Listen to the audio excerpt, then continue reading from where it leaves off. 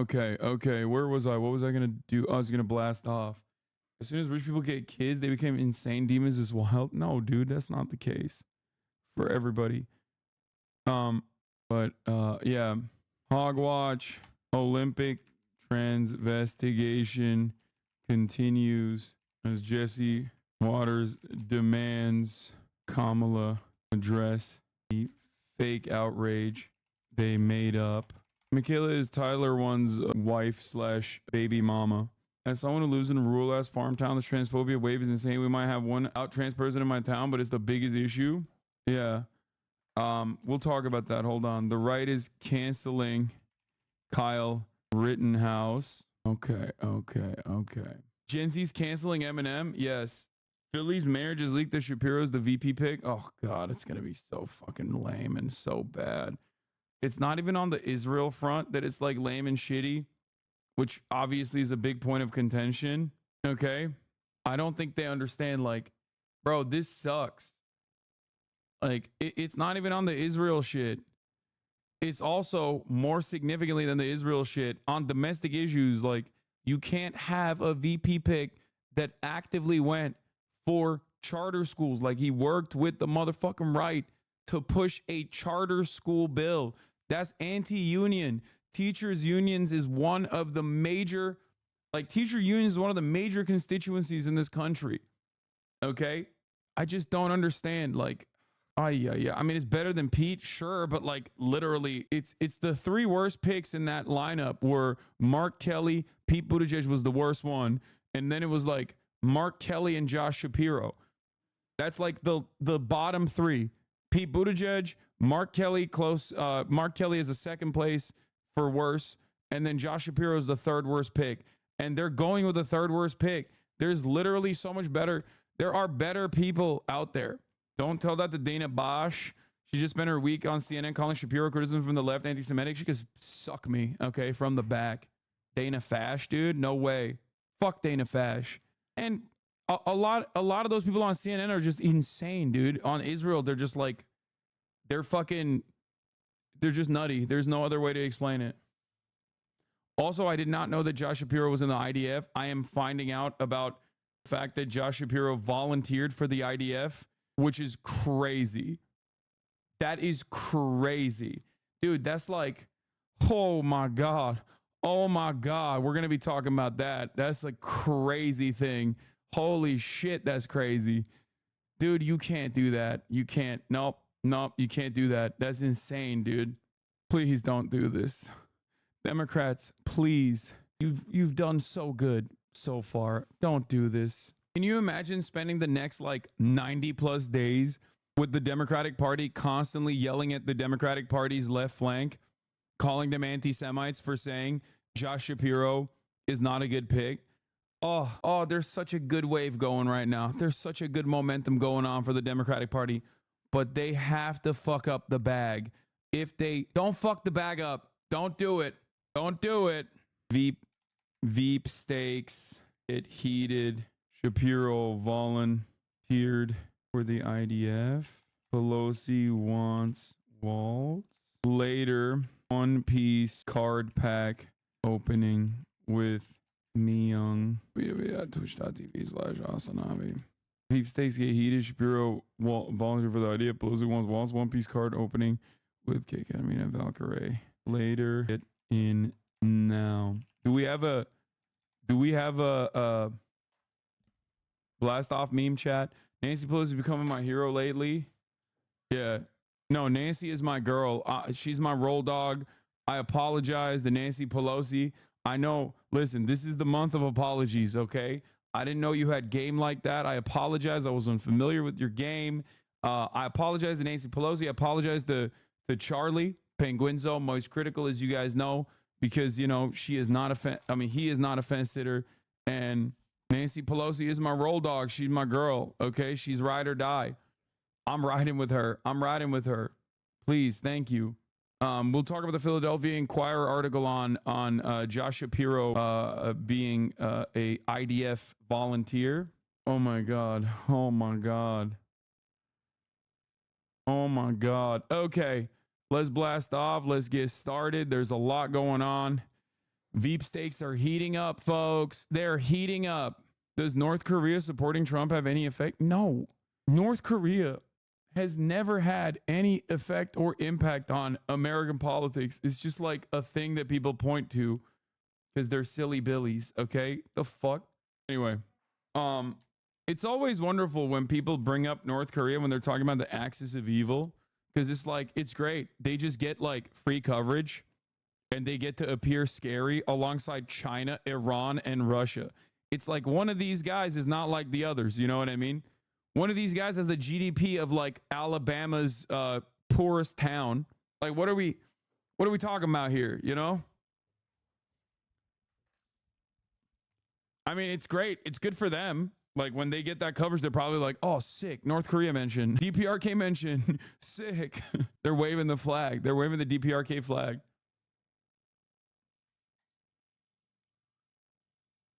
Twitch is not sending out notifs. What the fuck? I miss personal news. It's all good. Yeah, the Italian boxer apologized. I saw. Will says, Walt's his favorite pig by Pelosi in the House. Yeah, I mean, dude, I'd be so happy. Like, it's fine if it's not Bashir. I like Waltz. I like Waltz a lot.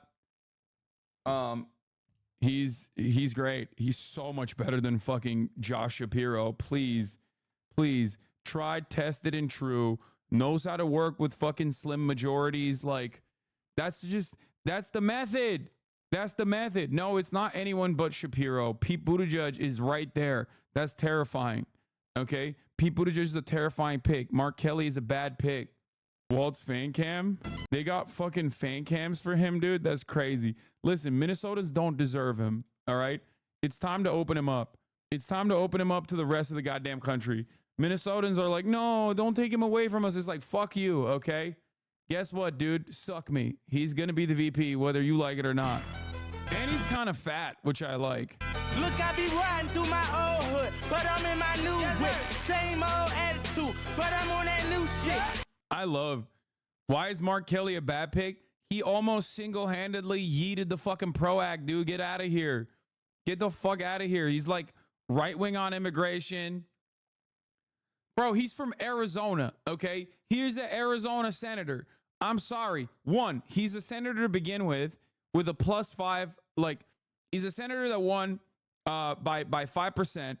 I know that, like, he would be replaced with a Democrat, but there's no reason to fucking replace him and then possibly have the replacement be a contentious pick when he should lock it down for re-election. That's number one, because the Senate majority is nothing, right? So you can't be fucking taking a senator out of their seat.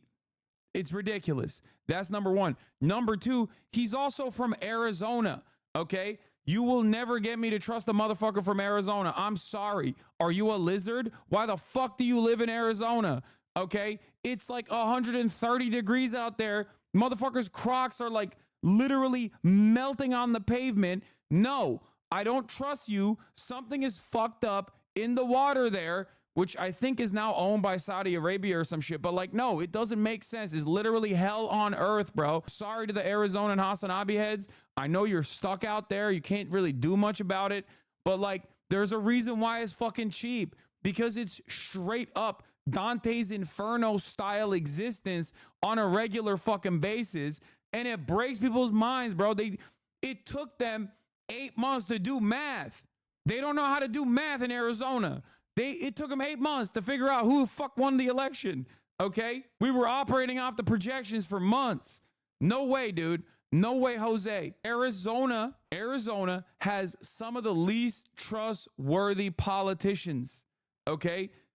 And I get it. Like, it's not, they can't help themselves. They live in fucking Arizona. Of course they're not trustworthy. Because, like, their brain melts just like your fucking Crocs do on the asphalt.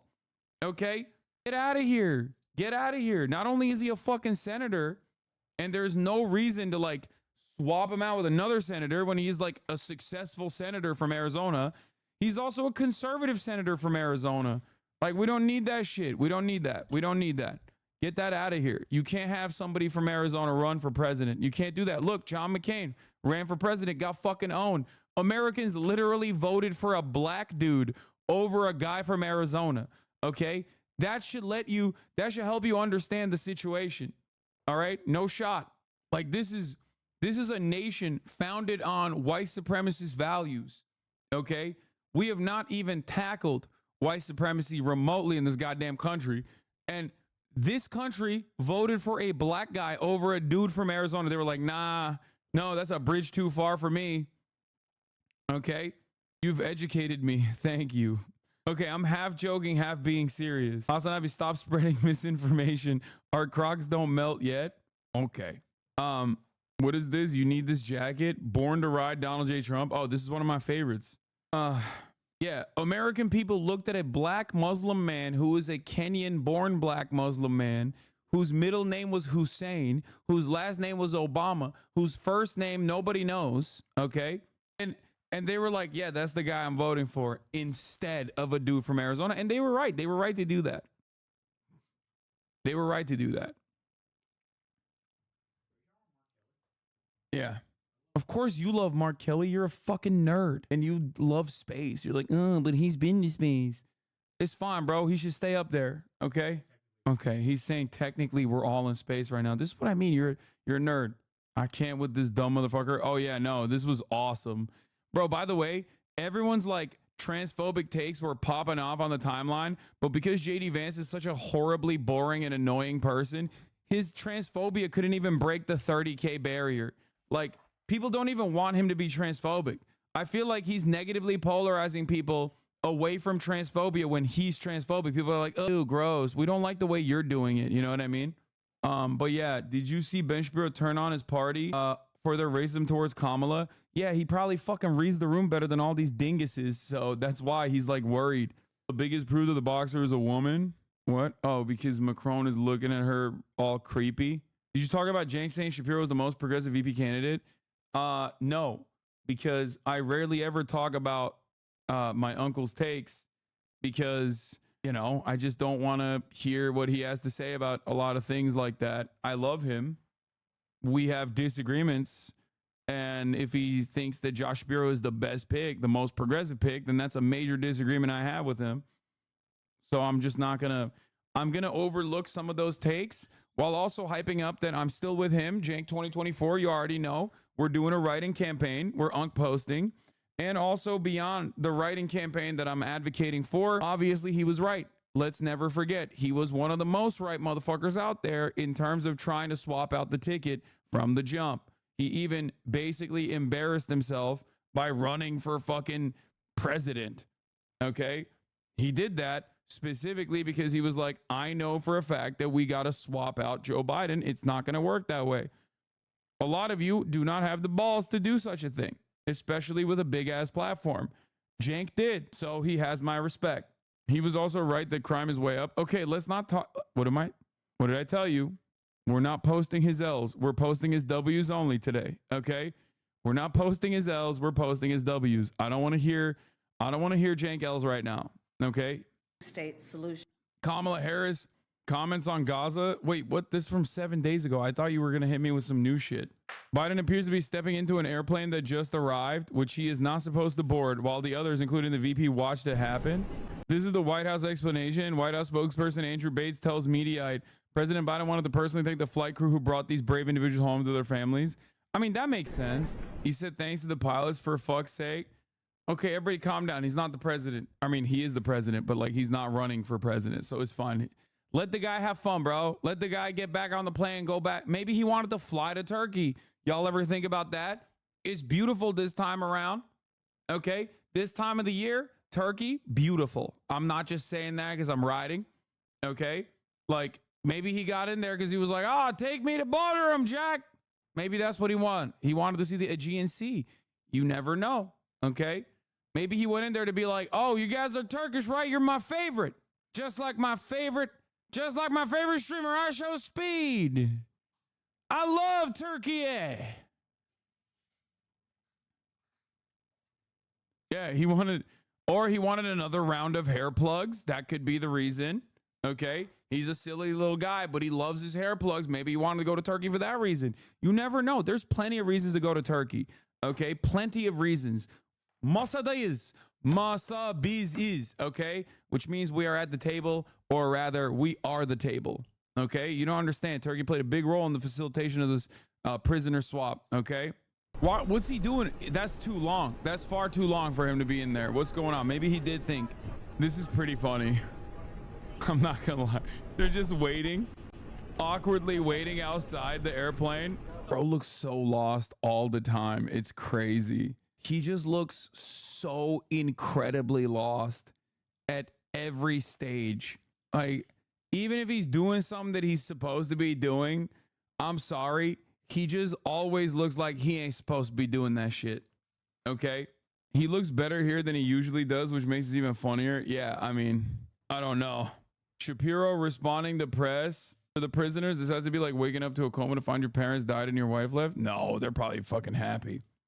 Listen, this was a big dub for Brandon. Let's give it to him. Putin gave him the big dub, to be honest. I mean, listen, bringing back Americans is always going to look good. Like, it's objectively un-American to complain about that shit, and Republicans are objectively un-American and getting worse by the day, you know? It's just like, and one spy. Yeah, I mean, who cares? He got a spy out. That's a dub, technically, for the State Department, even though he was a very bad spy. Paul Whelan, not a spy. Former Marine, passport enthusiast, Paul Whelan. But yeah.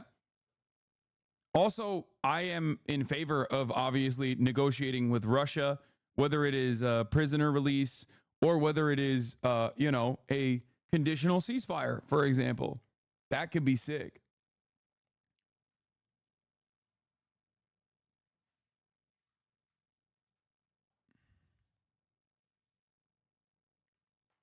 So it's a bit funny that some of the Russian nationals released from Russian prisons claimed they were adamantly against being exiled. We want humans to live another day here at the Hasanabi broadcast. Anyone see Knowing Better seemingly going on a right-leaning angle recently? Knowing Better on a right-leaning angle? No, he's like insanely libbed up. What are you talking about? Like right-leaning in terms of just like being a Democratic Party dick rider, maybe? He's always had like weird takes, but he just loves... That man loves the Democratic Party, okay? He's on his like... His takes on Israel have always been pretty bad. If that's what you're talking about. I think, I can't remember. Was he like, did he grow up in like an evangelical family or something? Anyway, whatever. Did you see Hulk Hogan posing with a Nazi? What do you mean, at the RNC? He was at the RNC. How much more Nazi can you get than that? He was a keynote speaker at the Republican National Convention, chatters. After that, yeah, I mean, again, least shocking turn of events.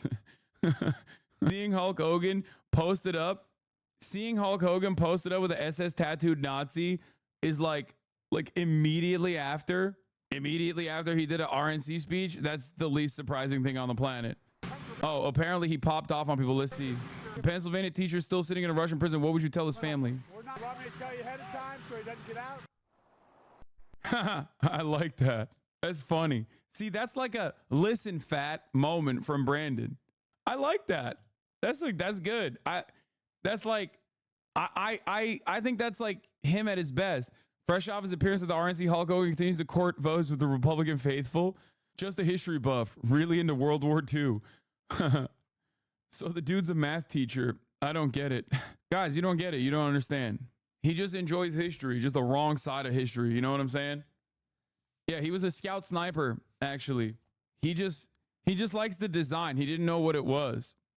He just happens to look like a Nazi as well, on top of having a fucking SS tattoo. You have Paul Whelan all wrong. He's like Rudolph Hess, purposely getting caught by the enemy to do diplomacy for our great nation. Keep his name out of your mouth. Russian hostage Trevor Rowdy Reed said Trump could get him out during the presidency, but didn't. As a former wrongful detainee in Russia, I would like to remind everyone that President Trump had the ability to get myself and Paul Whelan out of Russia for years and chose not to do so. I'd be skeptical of any claims about getting Evan Gershkovich back in the day. Yeah, I mean, we know Trump refused to take Paul Whelan out. He was arrested in fucking 2018.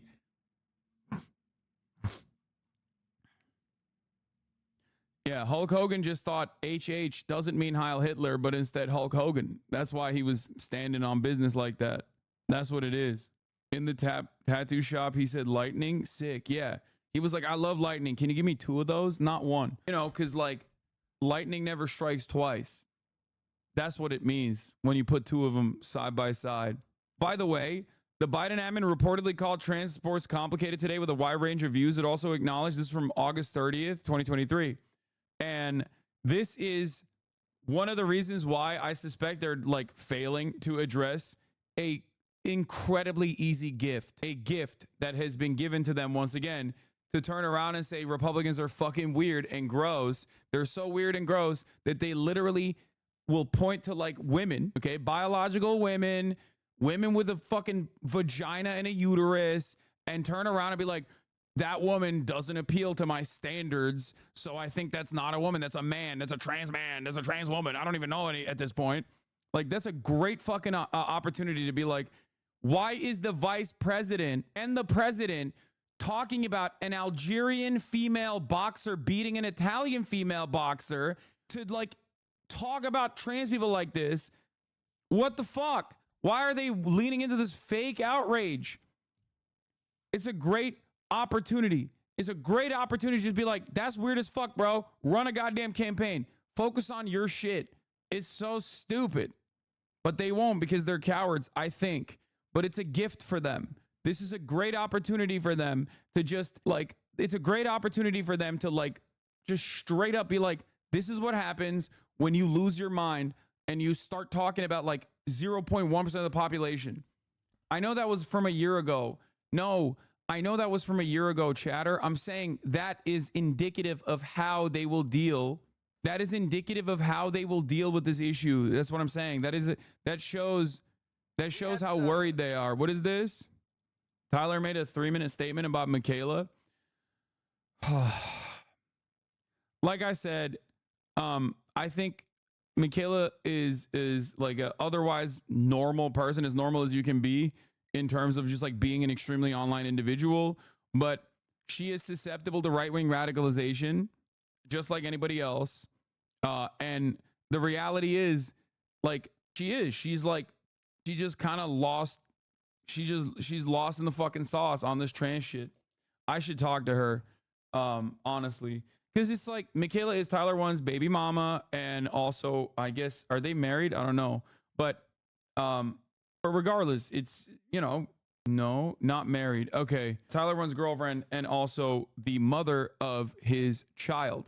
They just had a child recently, but she's just been chirping a lot about the, you know, the trans panic shit. She has for quite some time, I think, at this point. I feel bad for Tyler Law, says Carrie with a trans flag in the fucking in the bio. He doesn't like you people either. Skull emoji. Both of you are transphobic and believe in everything you see on Twitter without doing a little bit of research. What a shame. You're 18. You have your whole life ahead of you, and you're gonna fuck it up by being chronically online and giving into something that isn't actually a norm. It is rare. I hope you get healthy. Talk to an actual doctor off this website and find peace. Good luck. Yeah, I'm sure that like trans people are talking to doctors on Twitter and not actual doctors. Anyway. This is, everybody talk to offline, end up digging their heels even further. What do you want me to do, man? I'm not a fucking magician, okay? Shut the fuck up. Like, there is no magic solution to this. Some people are just, like, invested in their ways, and then they just, like, double down, triple down, quadruple down, and they just, like, go down this rabbit hole, okay? Anyway, where was I?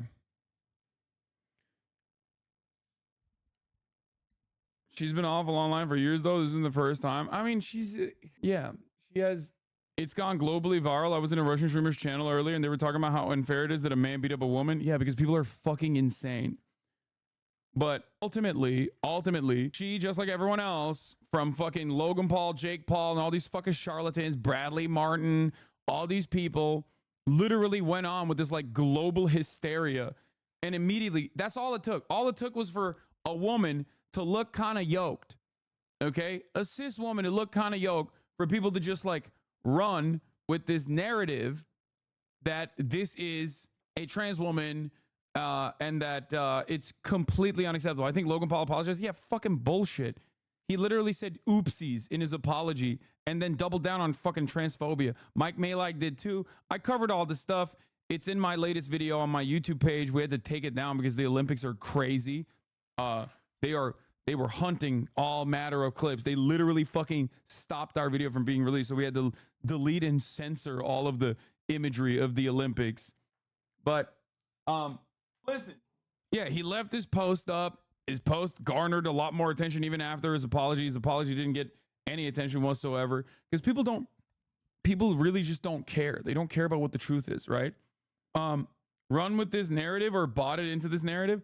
I want to believe she's just misinformed. I met her in 2017 and she was one of the nicest people ever. Michaela, yes, of course she's misinformed. People forget, like, this happens in your families as well, where like people literally radicalize themselves. People literally radicalize themselves into like becoming like hateful people. Do you know what I mean?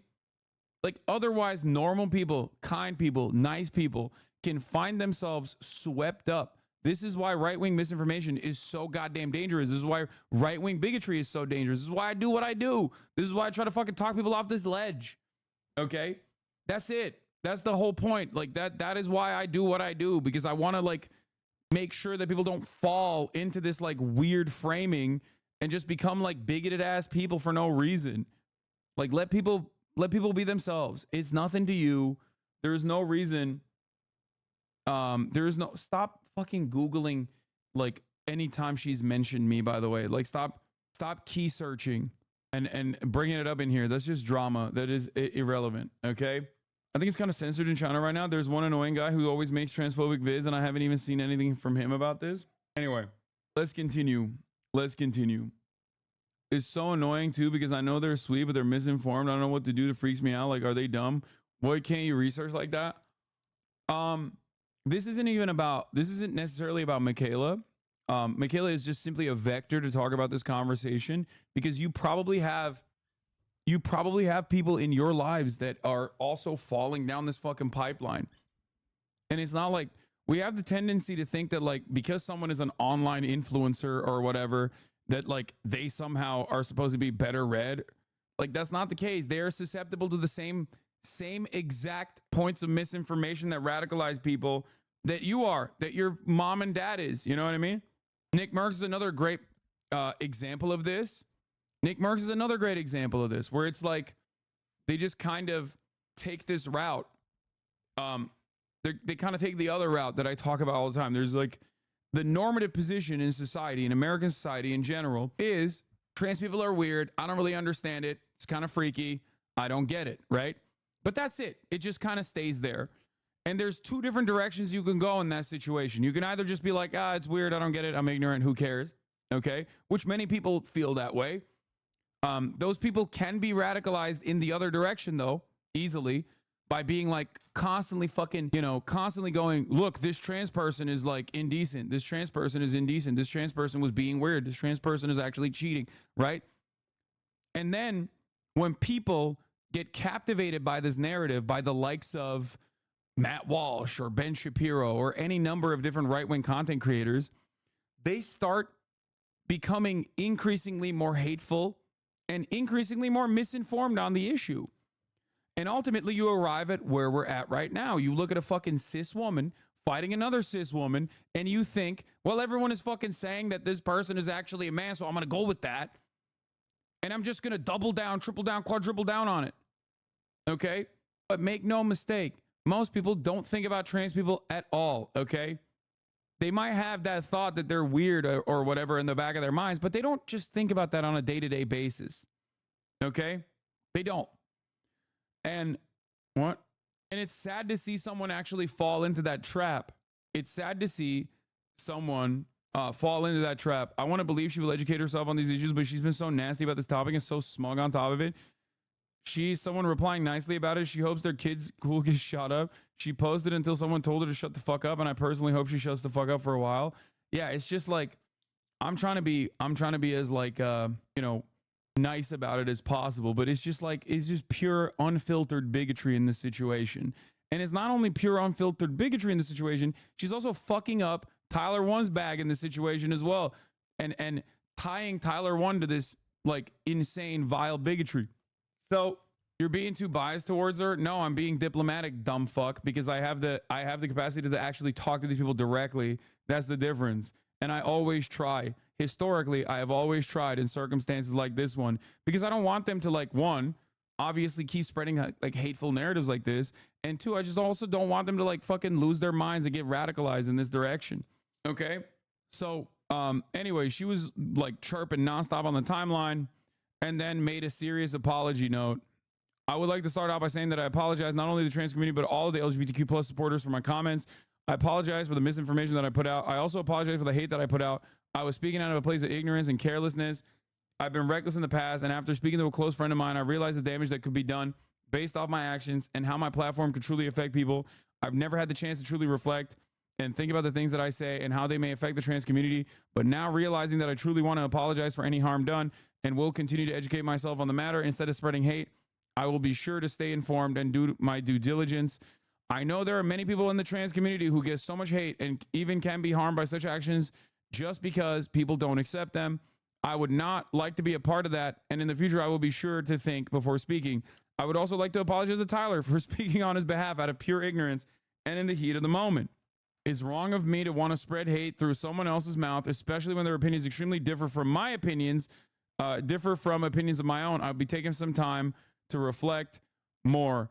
The trans community gets so much hate and can even be harmless. Like, where is this? It's wrong of me. Reflect more and further educate myself on this topic.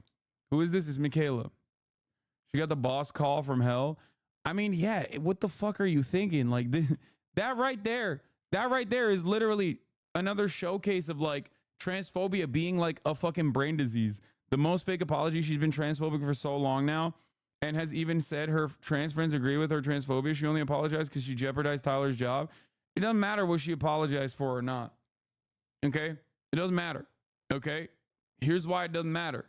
Because ultimately, if you're an influencer and you're like a hateful person behind fucking closed doors, as long as that shit doesn't carry out, I care mostly about stopping the flow of hateful misinformation online. That's my number one. That is my number one goal. Okay?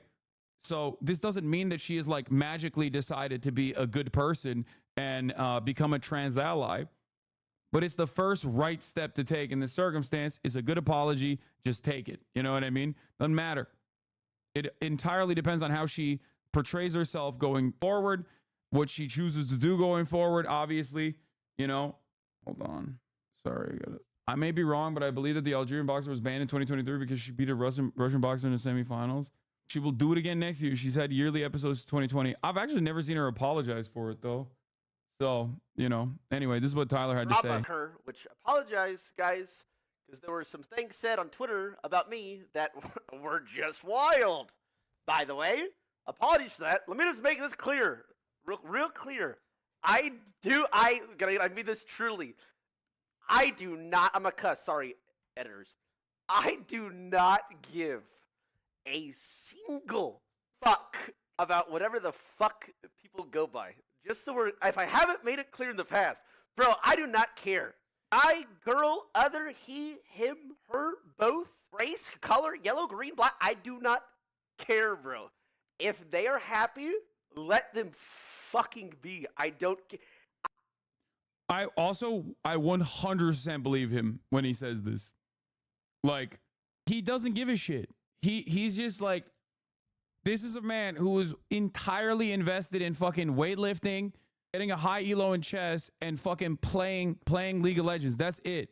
The only thing Tyler cares for is if you feed top lane or is a bad support. Yeah, it's just like, he doesn't give a fuck about any of that shit. I believe him. Especially if it doesn't affect me. Let me make that clear.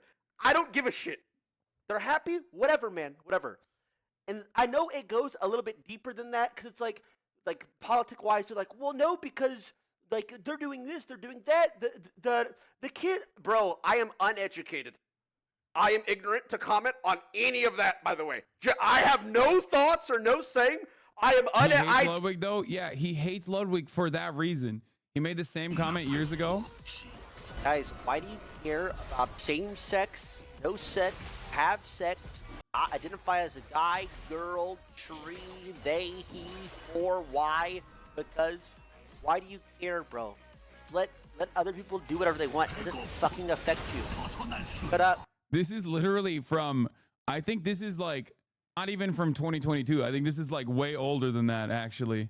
I think this might have been uploaded in 2022, but like, yeah, I mean, he's right. He's right. He's right. Why the fuck do you care? What's wrong with you? Like, Nah, he was in Korea here. Oh, it's 2022. It's just like, I think you are insane if this is something that you worry yourself with all the time. I'm sorry. Anything that you worry yourself with to this degree, even if it's a good thing, even if it's a good issue, even if you have the right opinions on a matter like this, if you become this invested in anything, you're going to come across as fucking off-putting to so many goddamn people. Like, it's the cartoonish depiction that my haters have of me, or that people think of me, for example, when they think like I'm constantly preaching socialism, like in every fucking step that I take.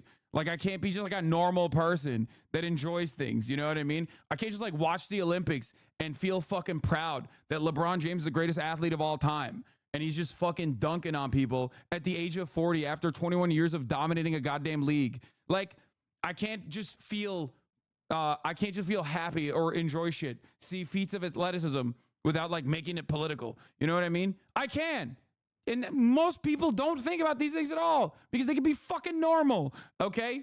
And that's what I mean. That's what I'm talking about. Like, if I were to constantly fucking look at like the Olympics and be like, well, actually, this is, I don't know, like America. I can't believe you're like riding for America. America's an imperialist nation. It's like dominating the world and has 800 military bases. And you talk about that in every fucking conversation. People would look at you and go, yeah, you're weird, man. Shut the fuck up. Okay. And that's the left version of this. You know what I mean? And it's just like transphobic people think more about trans people than trans people do. Because their brain is fucking warped, dude. It is literally a mental illness. You've lost your goddamn mind, dude. You've literally lost your fucking mind. You're like constantly thinking about trans people. What's wrong with you? Trans people are not thinking about trans people this much.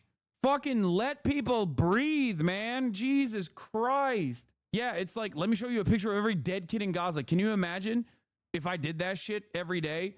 And I've literally covered the ongoing active genocide in Gaza for fucking 10 months, every single fucking day, nonstop. But in the real world, I'm not fucking running around with photos of kids whose brains have been blown up and like actively showing it to people and be like, look at this. And that is the correct position to have. Like, obviously being anti-genocide is the correct position to have, but I would be a fucking psycho if I did that. So my point is, like, even if you are on the right side of history, even if your cause is just, okay? And so, like, even if you're doing something correct, technically, morally correct, if you take it to that point, you're just going to be fucking hurting your own cause. And that's what a lot of transphobes do. They think like this is the most significant thing. They can't stop thinking about it. You know? Oh. Do not know anything. Guys, leave me the fuck out of it. I don't know, bro. I said my take, man. I do not care. Reading some of these comments has been wild. Because it's like, dude, like, people are like, yeah, I could just tell he was like that. Yeah, he's also a racist. I was like, wait, what? Like, I'm reading some wild shit, man. Okay, to be fair, he's a League of Legends player. Like, that's a given. Okay? Like, that's a given. Like, people are gonna assume that about you, big dog. You play League of Legends, okay? Like, that's not that off base. It comes with the territory. You know what I mean? Like, like, what is happening, by the way? Like, yeah, bro, if you're surprised by this, what are you saying? What? Is there ever... Are there a good number of former chatters you've met IRL who realized the purpose of this entire tirade and actually started doing good outside of the internet? I don't know why so many people don't get that being relatable to the average working person is the only way to achieve the goal of uniting workers of the world. How can we unite people we've isolated from on a fundamental level? By serving them the top of the hour ad break, which is like the principal uniting thing that happens on this broadcast, where those who are unsubscribed at the top of the hour will be united with those who are subscribed because they don't want to see the ads. And then they will end up purchasing a subscription for $6 or for free with a Twitch Prime, using their Twitch Prime here on the broadcast by connecting their Amazon Prime account to their Twitch account. They can also get gifted a sub too. That's another way to unite people. Here's a 3-minute ad break now. I don't know, being a self-righteous asshole really worked out in the 2010 not my job to educate you era, right? Yeah. I mean, obviously I fucking hate that, but I also understand where people are coming from when they say that in some instances. Cause like, if you're a trans person, you're constantly receiving like combative takes about people that literally deny your existence and think you're fucking a danger, right? If you're a black person, you're constantly around people, especially in like hostile environments where people are just like not going to understand your lived experience and they're going to constantly fucking question you. So like there is a validity to the emotional labor argument. That's why I do what I do. I'm a fucking white dude. It's easy for me. You know, I have a lot of privilege, so I can use that for good. It doesn't impact me directly in the same way that it impacts a black person or a trans person when someone is being anti-black or someone is being transphobic. You feel me? So I get that, but I also do urge people that are from these marginalized backgrounds that, like, you know, they take the time out and try to actually educate people. I try to arm people with the talking points to be able to talk to other people. You know what I mean? So yeah, don't worry. We got the Kyle Rittenhouse thing coming down the docket in a second. TikTok libs are going to call you a white leftist theory bro now for saying that. Yeah, I don't care, man. They're fucking TikTok liberals, okay? They're TikTok rad libs. They don't know what the fuck is going on. I don't give a shit, okay? I've been doing this for 10 plus fucking years. Half of those people literally learned a third of their worldview from watching me during fucking COVID, okay? Give me a goddamn break. They've been doing that, and they will continue doing that, and it doesn't matter. Who cares? Like, Been a time, like, bro, no, I've worked with like everybody for anything, like TwitchCon. You know, we worked with people on that. I've had editors, people that make art, bro. We use he, she, they, them, everybody. The basketball stream, like, bro, it's not like, ew, I don't, like, what are you saying? I don't give a shit, man. God damn. So apologies for all that drama. I know we don't ever deal with that here, but I was thrown into this against my will. So again, I apologize that we had to deal with that. This is like a safe space. We never talk about any politics, by the way. You know what's crazy? Just yesterday, we were literally talking about getting canceled and like things like that. And I was like, yeah. For the record, I don't think he's like lying to preserve the bag here for people who like think that there is like some kind of nefarious purpose, or that there is like or he's just like, you know, hiding the truth and he's like secretly transphobic. I just don't think that is like I think he's right. He's right on this. Like, this is his opinion. It couldn't ever happen, by the way. Will never happen. I don't talk about anything. And sure enough, comedy. It is what it is. I said my part. I don't care, bro. I didn't care. Anyway, let's move forward amicably, right? I'm tired today. I've had a long morning. I've had a long day. Let's move forward amicably. Tomorrow, my goat, we're going to be LCS co-streaming. My goat. Tyler's great. I love him. It's hard not to. I mean, straight up. He's awesome. Bro, he should get his girl under control then. Bro, that's so funny. Having a fucking 20-month subscriber, having a 20-month subscriber talk like a goddamn right-winger. Yo, put your girl on a leash, dog. Like, what do you mean, bro? What kind of fucking misogynistic bullshit is this? Okay? Calm the fuck down, dickhead. Jesus Christ. These are fucking two individual adults we're talking about. Yeah, one of them's got fucking brain rot, which, by the way, I didn't even realize this banged so goddamn hard. Transphobia is a legitimate brain disease that eventually causes people to suspect everyone of being trans.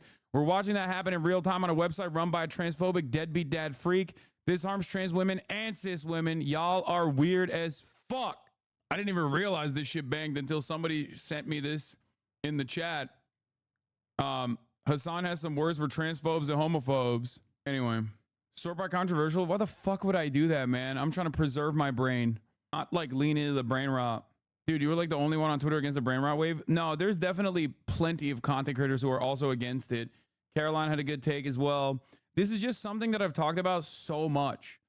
Like, so much. Okay? This is something that I have been an advocate for years and years and years. I myself had transphobic opinions. You guys know this. I'm very open about it. Like 10 plus years ago. And I use that as a way to, you know, actively try and de-radicalize people God damn, Caroline, so we got 300,000 likes. Michael Phelps is literally referred to as a freak of nature because of his disproportionate wingspan, double jointed ankles, lung capacity twice of an average human, body that produces half the lactic acid of a typical athlete, and he is rightly celebrated for being the greatest male swimmer in history. Meanwhile, female athletes with genetic differences are legally discriminated against and harassed to no end. This is not about protecting women in sports. This is about protecting a very specific idea of what a woman is. Whoo! That's a great take. Popped off on that. Women's sports gets massive attention only when transvestigators go on a rampage screaming about trans female athletes and cis female athletes who they claim are men. None of them care about real issues like unequal pay, inadequate training facilities, less visibility in the media, fewer athletic opportunities, rampant abuse and discrimination, etc. Yeah. And then immediately, look, on mass media, real issues. It's possible all issues should be looked at, but idiots like you, on the other hand, believe WNBA who loses millions a year should be paid the way NBA who make billions should be paid. It's like, dude, you just did it. You just did that. You literally replied with exactly what she was referencing. Asman Dumb said this was a valid comparison because he is not a valid comparison because he is brain rot. Wait, what? What? Not a valid comparison in what respect? I thought your Wemby comparison was really solid. I mean, I've talked about Michael Phelps quite a bit. I've talked about Wemby quite a bit. I've talked about, in terms of like hormone replacement, I've talked about one lesser known talking point that I am responsible for. If you ever hear this in trans discourse, that came from here. Messi, you know? Like, if you ever hear somebody fucking in the wild bring up Messi, who also underwent like hormone therapy, who took HGH to overcome his like genetic predisposition, his disability. Remember that. Iman Khalif was literally born a female. What are y'all on about? 364,000. Got clocked so bad she swore it was Jesus. Everything. Lol, you did not create that point? Yes, I did years ago. I had never heard it anywhere else. I've never heard anybody fucking use the Messi comparison. What about Michael Phelps then? Michael Phelps was not inside of a league that was defined by its restrictions. What? What does that even mean? Not a valid comparison. There's a reason boxing is a weight class and swimming and football, etc. do not. Wait, do you think that Iman Khalif actually is not in the same weight class as the person that she was competing against? The fuck are you talking about? They're in the same weight class, dumbass. What the fuck? They're the same weight class. It's not like they put her in a fucking different weight class. These comparisons are not combat sports, not valid, my brother. Not what I said. Yeah, it is. It is. Okay? Also, the NBA is a great comparison, too. The fuck do you mean? You're still yamming on motherfuckers when you're in the NBA. LeBron James is too tall and too athletic. He should not play, which is ironic because that is what they used to say about black people competing in sports. That was literally what they used to say back in the day. Advocates for segregated leagues would be like, well, black people are too strong and too aggressive and they have different genes. Straight up. It's the same shit. It's so silly to be like, it's not a valid comparison because this is a weight class issue. It's like they're in the same weight class. What are you talking about? She's also a cis woman. That's also ridiculous. Yes, but there's a difference in combat sports. You're being obtuse. Brother, we're talking about a cisgender woman, born a woman, has a pussy, has a fucking uterus, beating the dog shit out of another woman. You're mad because one woman is punching harder than another woman. Shut the fuck up. I hate this bitch made shit. People are like, I'm sorry. I don't like it. I don't like it. This woman, I don't like it. She doesn't look fuckable enough for me. Maybe she could beat my ass too. I'm saying there's you comparing combat sports to swimming. Brother, the point is correct. All matter of athletic competition, whether you are beating the dog shit out of another person or whether you're pouncing on them because you got fucking pads on or whether you are out competing them in fucking laps, is still going to have some genetic, some natural inequalities built into the fucking sport. That's what makes sports great. Okay? Like, it's such a funny fucking thing. It's such a funny thing to be like, I'm a combat sports enjoyer and I'm really scared that the combat sports that I'm enjoying has combat in it. Like, what? Like, do you hear yourself? And you're talking about it when you're talking about like two cisgender women fighting each other. Okay?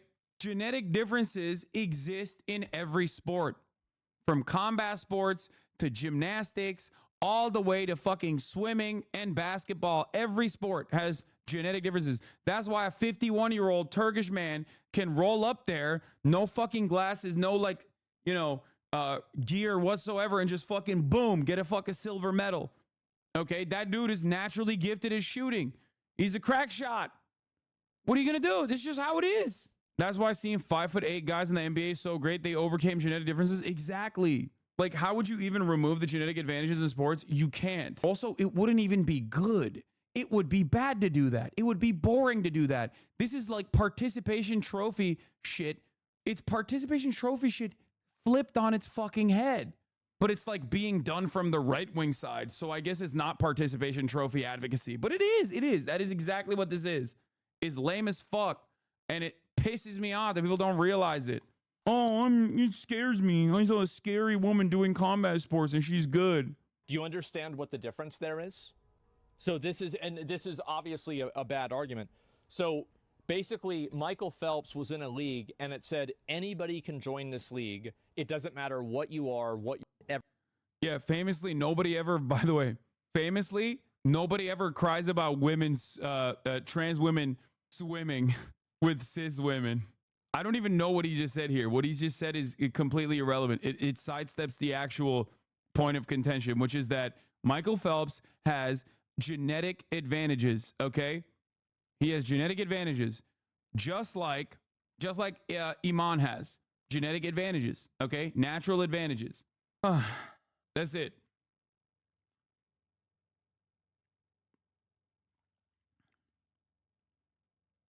I've seen people transvestigating Katie Ledecky. Yes, people are very frustrating, especially because like they just can't fucking sit around and enjoy the goddamn Olympics, and it pisses me off. Okay, I can't believe I'm the one saying this. These are the same people that used to chirp about SJWs all the time, making everything political.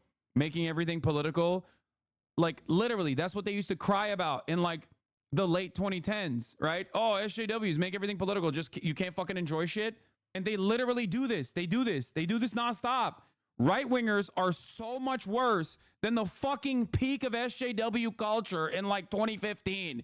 They just can't understand it, They can't understand it at all. They just literally are like, they're looking at the Olympics and they're like, what can I be mad about today? It's like, dude, live your fucking life, big dog. You got bills to pay. You got taxes to pay. The fucking potholes are not fixed in your goddamn neighborhood, and you're sitting around eating fucking hot Cheetos on your couch, getting angry that a woman does not look fuckable enough for you, so they must be a man. The fuck's wrong with you? Stop. It makes me so mad. It makes me so goddamn mad when people are just like, did you see the opening ceremony? It's like, no, I didn't. You know why? Because I don't fucking care, okay? I don't. Oh, but they were being disrespectful to Christianity. It's like, dude, what are you talking about, dude? They're French. They're Christians themselves. And they're weird. Why do you care about some fucking artistic depiction? What's wrong with you? How does this impact your life in any way? You just sat there, someone told you to get mad at this shit, and now you're fucking mad at it. You goddamn baboon! So this time yesterday, Garen, you were telling us about the controversy in the women's boxing with Imana Khalif, etc. Can you just give us... It's Dionysus. It has nothing to do with Christianity. Even if it was literally everything to do with Christianity, who cares? Who cares? Who cares? Who cares? Who cares? Who cares? It is it is artistic depiction happening at the Olympics opening ceremony. Who fucking cares? What are you doing? I'm not having this conversation. Okay? I don't want to have this conversation. I will not be having this conversation. I don't care. Okay? It's like getting mad at fucking Eurovision. Okay? It's like looking at Eurovision and being like, oh man, the trans agenda is out in display at Eurovision. I'm like, have you seen Eurovision? Everything in Eurovision is gay as fuck, dog. It's like complaining about Disney movies being gay. Have you watched a Disney movie? What's wrong with your fucking brain? Being afraid of the biblical devil in 2024? Yeah, it's like, dude, you have a child brain, okay? If you look at the biblical devil and you get scared, and you get scared of like the depictions of like the Antichrist or whatever, you are a child. Like, not even a child is afraid of that shit. We have depictions of it in like cartoons and stuff. Like, it's worse than having a child's brain. What the fuck? Anyway, here's Angela Carini, who wants to apologize to Imam Khalif amid boxing gender. Oh, On that situation today. Right, I'll do this in sort of chronological order. This morning, clarification and clear clarification on why Imam Khalif and Taiwan's Lin Yuting are allowed to box here, why they are eligible to be boxing here at the Olympic Games. Yesterday there was an awful lot of noise around this story, but this is the clear clarification. They're eligible to box at these games for very clear reasons. Firstly, on their passport, it says they are female, but also even further with that. I don't believe it, brother. I need to see their pussies now. I need to see their pussies now. I'm a normal man. I demand to see pussies. And even if I see a pussy, it's not enough. I need to see ovaries, brother. I need to see chromosomes, brother. I need to do a penis inspection check. Do you understand how fucking weird you are for behaving like this? Do you get that? Show me your pussy now. Like, that's a wild thing to fucking say, dude. Republicans won't stop until they see everybody's fucking genitals, dude. They're psychotic. Now, at birth, they were registered as female. They have grown and lived as females. They have boxed as females. And it's been made clear by the IAC, they do not see this as a transgender issue. It is not. It is not a man fighting a woman. There are an awful lot of politics on many, many sides. The battle between the IBA, the International Boxing Association, and the IOC, who do not like one another. Remember, the IBA is suspended from the Olympics. The IOC run the boxing here as an independent committee. There's that political side of it. There's the influence of Russia with the IBA, Russia being banned by the Olympics as well. There are other geopolitical matters at hand as well, which have made the issue very, very difficult to understand. Now, the second boxer who's been caught up in this controversy was Taiwan's Lin Yuting. She fought this afternoon. She had an impressive display against her Uzbek opponent, beating her with a unanimous decision by the judges. Her Uzbek opponent, Satora Turdybakova, 5-0 on the judges' scorecard. That was there. And then just in the last couple of hours as well, a lot of controversy yesterday, obviously around that bout between Imam Khalif of Algeria and Italy's Angela Carini. The bout lasting 46 seconds. Carini leaving the ring without acknowledging Khalif once the bout was ended. Well, Carini has spoken to a very reputable newspaper in Italy, Gazzetta dello Sport, and what she has said, I'll paraphrase it, saying, all the controversy makes me sad. I'm sorry for my opponent too. If the IOC said she can fight, I respect that decision. She goes on to say, while regretting not shaking her hands at the end of the bout, she says, it wasn't something I wanted to do. Intended to do. Actually, I want to apologise to her and to everyone else. I was angry because my Olympics had gone up in smoke, and she said if she were to meet the Khalif again, she would embrace her. So some context and maybe some different perspective from Angela Carini and the Italian boxing team than there was yesterday with this story involving the Algerian Imam Khalif and the Taiwanese boxer Lin Yuting.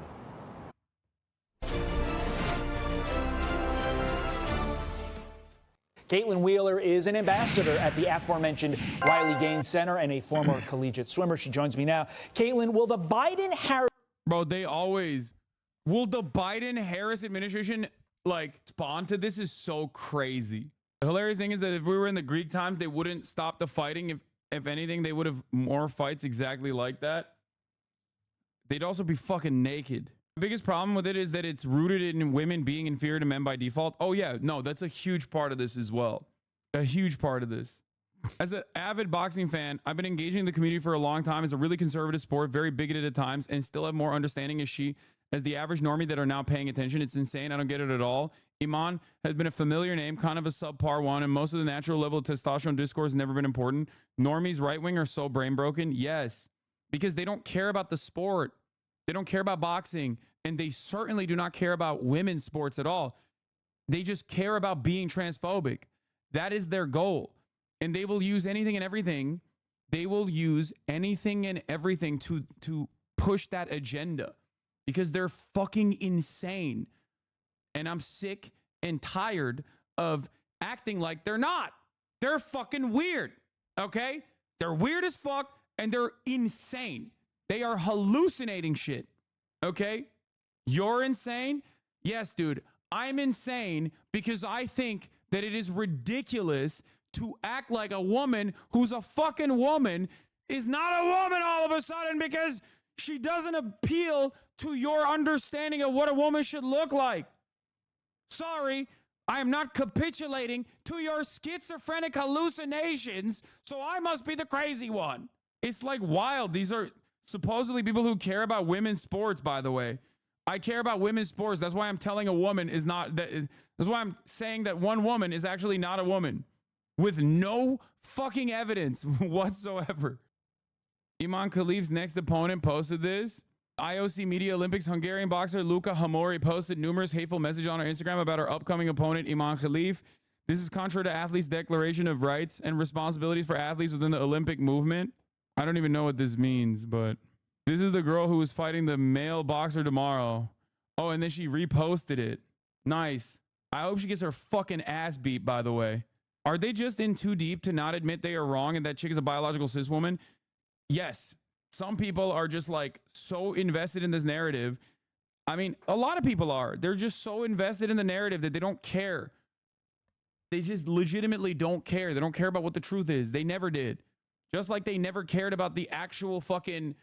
Just like they never cared about like defending women's sports, right? Like that was never a real thing. That was just as real as like Gamergate motherfuckers being like, I care about ethics in video gaming journalism. I care about like ethics in video game journalism. It's just a way to masquerade your ridiculous worldview as a more appealing position. Because honestly, if you were running around being like, I just fucking hate trans women, I think they shouldn't have any business anywhere, and because of my undying hatred of trans women, I'm just imagining that there are trans women in every fucking corner. People will look at you and be like, okay, that's a little weird for me. Luka Hamori, the Hungarian upcoming opponent of Iman Khalif, referred to her as corks in her Instagram stories, which is a Hungarian word that is used to describe half-breed dogs. In the Hungarian Nazi dictionary, it is often used as a synonym for degenerate. Ban this racist Nazi from the Olympics. I hope she gets banned. Fuck her. Stupid ass, dumb motherfuckers, dude. Freaks. It was inevitable, by the way. It was inevitable, okay? It was inevitable that, like, if there were no trans people competing, whether because they didn't qualify or for some other reason, they were going to eventually point the finger at cis women that they suspect are secretly trans. This is the unfortunate but very foreseeable byproduct of just having your brain be warped in this direction. Speaking of fucking transvestigations, which is the final stage, the terminal stage of like transphobia as a mental illness, okay? Kyle Rittenhouse is being transvestigated now, to which I say let them fight. But like, understand how brain broken these motherfuckers are? Anyway, we're going to get to that story in a second. I just want to hear more of this like fucking fake outrage off of like a completely hallucinated talking point. Changes that Chanley mentioned to Title IX lead to a similar scene that played out there in Paris, playing out at gyms and on fields all throughout our nation. Yeah, I mean, it's exactly what we're going to see. I wish I could say this was surprising what we saw here at the Olympic Games. Of course, it's awful. It's sick that we're glorifying male violence against women. But it's not surprising because it's the exact same. Yeah, male violence against women should only be done outside of a no-fault divorce, okay? Or which I don't believe in. I believe that male violence against women can only happen. Male violence against women can only happen inside of shitty marriages where there's domestic abuse happening that I think is good and fine, and people should stay in this relationship regardless. Same things we've seen. Yeah, male violence against women can only happen between a cop and a cop's wife. Male violence can only happen against women between Dana White and Dana White's wife. Happening in our own country. The IOC is filled with the exact same weak-kneed, spineless people we have in the NCAA and YMCAs and Planet Fitnesses and these organizations who allow men into women's spaces. And to the viewers who may not have seen the video of Khalif punching Angela Carini in the face, when you watch it, I can't believe it's been 48 hours of this fucking narrative, and these guys have not even like turned around and been like, yeah, my bad, we were wrong actually for saying that this person is a male. Like, they're just still going with it. Delulu, but in a very dangerous way. Okay, like, think about that. They're not even turning around and being like, oh yeah, maybe we fucked up on this one. Like, some on the right, including Logan Paul, turned around and was like, okay, my bad, this wasn't a man fighting against a woman. But could you imagine if it was? These guys aren't even fucking doing that. They're just doubling down. They're like, no, that's a man, dog. I don't care. take a long, good look. This is what the Biden-Harris administration sees as the future, and unfortunately, it's the reality we're living in our own country. So we must remember a vote. Bro, the funniest thing about this is you never hear people chirping like this when they're good, okay? Ain't nobody who's actually good is chirping like this. Is always the worst, like, 8th pick Andys that are like, oh my God, I lost because of trans people. You lost to like 7 cis women. Fuck you mean? Bitch, swim better. Why are you chirping? Learn to swim better, dumbass. Fuck you mean? This is what I don't understand. What is this fucking loser shit? Oh my God, bro. Get good. Get good. Get good. Participation trophy ass fuckers, dude. Holy shit. It's crazy that we just like celebrate being a fucking annoying loser like this, and then they try to masquerade this as some kind of fucking virtue. Yeah, maybe all the people that were ahead of me that were cis women were also secretly trans women, actually. Oh. For Kamala Harris is a vote for this exact thing. This person is from the Riley Gaines Center ambassador. Like, I'm sorry. America used to be a nation that was proud of its accomplishments, okay?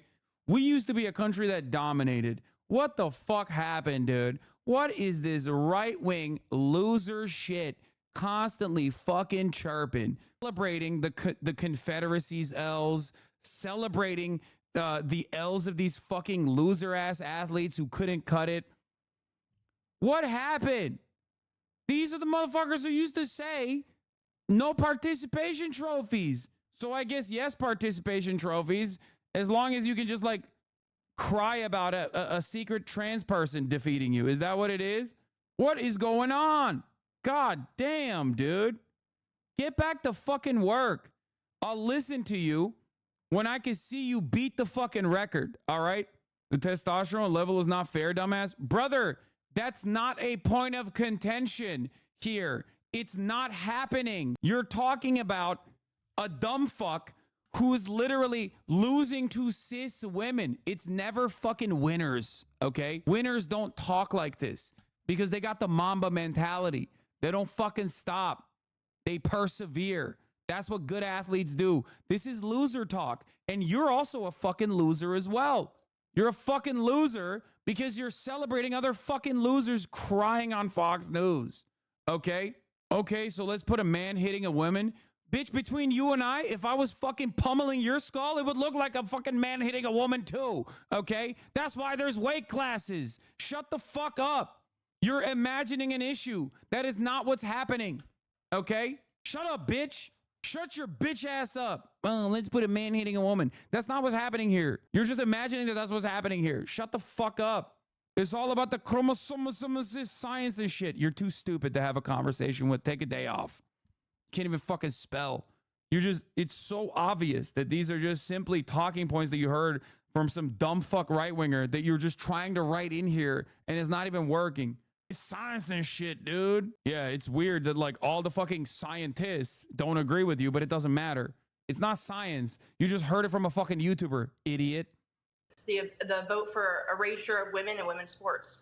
I think we all agree that we want people to be able to live in their own skin in a way free from discrimination. But that's No, you don't. No, you don't. Shut the fuck up. We really do. We do. But we care about women's sports. And that's why we're shitting on a cis woman right now, because she looks kind of brolic. not what this is about. I guess what it comes back to is what you just alluded to. Who watches that young lady in that video, that Italian boxer, who worked her whole life for that moment? Sacrifice. Loser shit. Loser shit. You're a fucking loser. Okay? And it's so funny because it's like an Algerian boxer, an Algerian female boxer fighting against an Italian female boxer. And it's like the top of the fucking news at Fox News. Like this is the major story. This is the story. This is what we got to be talking about right now. She got owned, man. That's it. What is this? In the video of this Italian player, Angela Cranny withdraws in front of the Turkish player Busenas Surmeneli.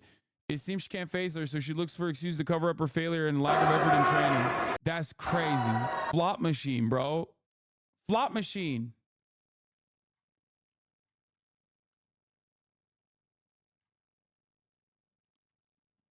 Isn't transitioning illegal in Algeria? Yes. You go to jail for just being trans. That's the other part of this, which is crazy. This shit is it's just so goddamn lame, dog. It's so lame.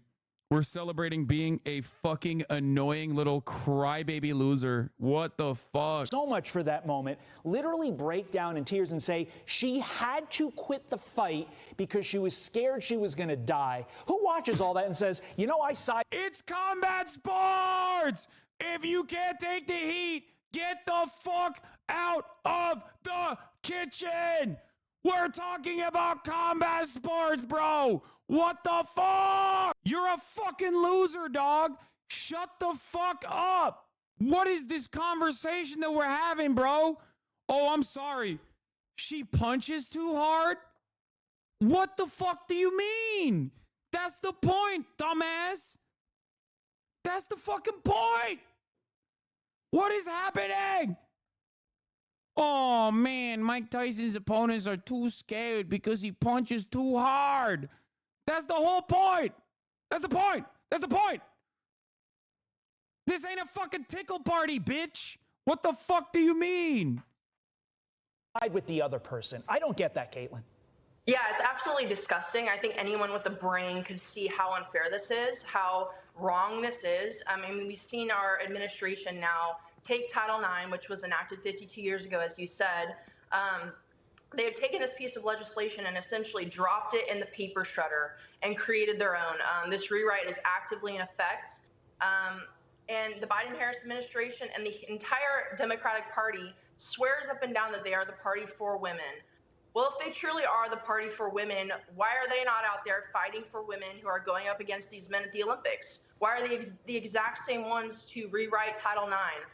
They are the reason that many of my friends and thousands of women in our own country have been sidelined on podiums, exploited in locker rooms, and injured on the courts. This is not a thing that is happening, okay? You're just making all of this shit up.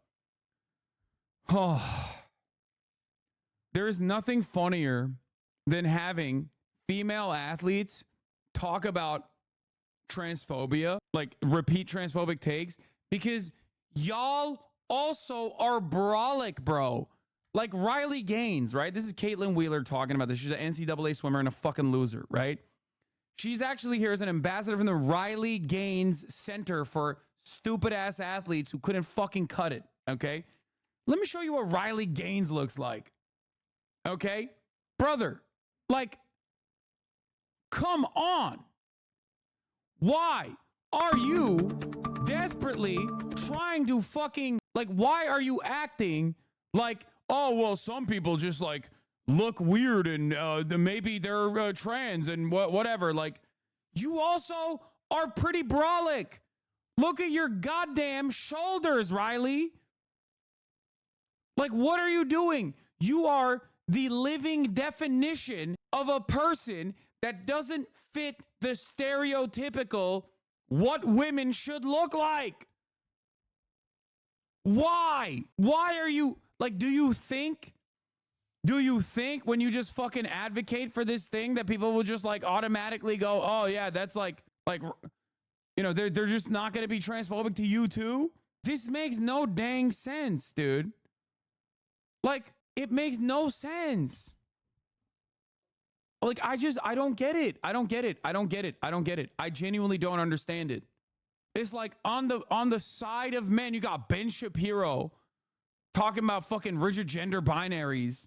And on the women's side, the TERFs are the clockiest of them all. Like, this is such a stupid fucking conversation to have because, like, she's 3 seconds removed from, like, the entire fandom that she's cultivated turning on her and being like, actually, I need to see your pussy too, Riley. Do you have one? Riley is a man's name. You got some man hands on you, Riley. You got clavicles that are broader than me, Riley. Like, what? What are you doing? Like, you are living, breathing, personified proof that, like, women can be brolic. Okay? You know what I mean? Like, that's why it's so crazy. It's like this is what athletes look like. That's it. This is what female athletes look like. They're at the peak of their fucking conditioning. Well, maybe not Riley because she's a fucking loser, but what are we doing? As an Algerian and a Muslim, we will never support any type of LGBT. Legally, our gender decided in the second of birth. No one can change, so we will live with same gender that a doctor give it to you. And if she was transgender, we won't ever let her represent our country because it goes against our religion. Yeah, okay, bro. This is not your opportunity to fucking chirp in and say some like fucking transphobic shit either, okay? That's also a problem. Like, like the point in contention here isn't the fact that like the Algerian boxer is a man. She's not, we know. Or that she's trans. She's not, we know. But we're not going to fucking celebrate Algeria's restrictions on trans people. Algeria finding out it's woke. I didn't know that. You're telling me now for the first time. Yeah, I don't think Islam has said anything about trans people. Yeah, it's ironic because like Iran is maybe a little too pro-trans. Maybe beyond being pro-trans. Anyway, why are you giving this more attention? I don't know, because your fucking uncle cares about it. Your mom cares about it. Every dumbass that you know from your hometown is literally wrong on this issue. So I'm going to keep fucking hammering it into their goddamn heads and your head too. So you understand and are equipped with the right talking points to be like, hey, this is what the truth is. You're out of your fucking mind. They're doing the exact opposite of fight for women. I'm Steve Ducey. I'm Brian Kilmeade. And I'm Brian Kilmeade. Italy and UK politicians react to Imam Khalif in the boxing controversy. Diciamo caratteristiche genetiche maschili non debbano essere ammessi alle gare femminili e non perché si voglia discriminare qualcuno. A noi dispiace molto che ci sia stato si sia andati in the attacks and even in the fake news that they've been produced about this Algerian athlete che sono state prodotte sul conto di questa atleta. Hassan, are you dumb? Wait, what? What is this guy saying? Wait, fuck. Hassan, are you dumb? If Muslim countries won't ban transgenders, who would ban them? Are you even a Muslim to talk about something religion related? First of all, yes, I am. You know, I grew up in a Muslim country. And secondly, the fuck are you talking about? You don't even know your own goddamn religion if you're talking about this shit, okay? There's literally, like, Islam does not give a fuck. The anti-trans stuff is like new shit, okay? It's totally new shit.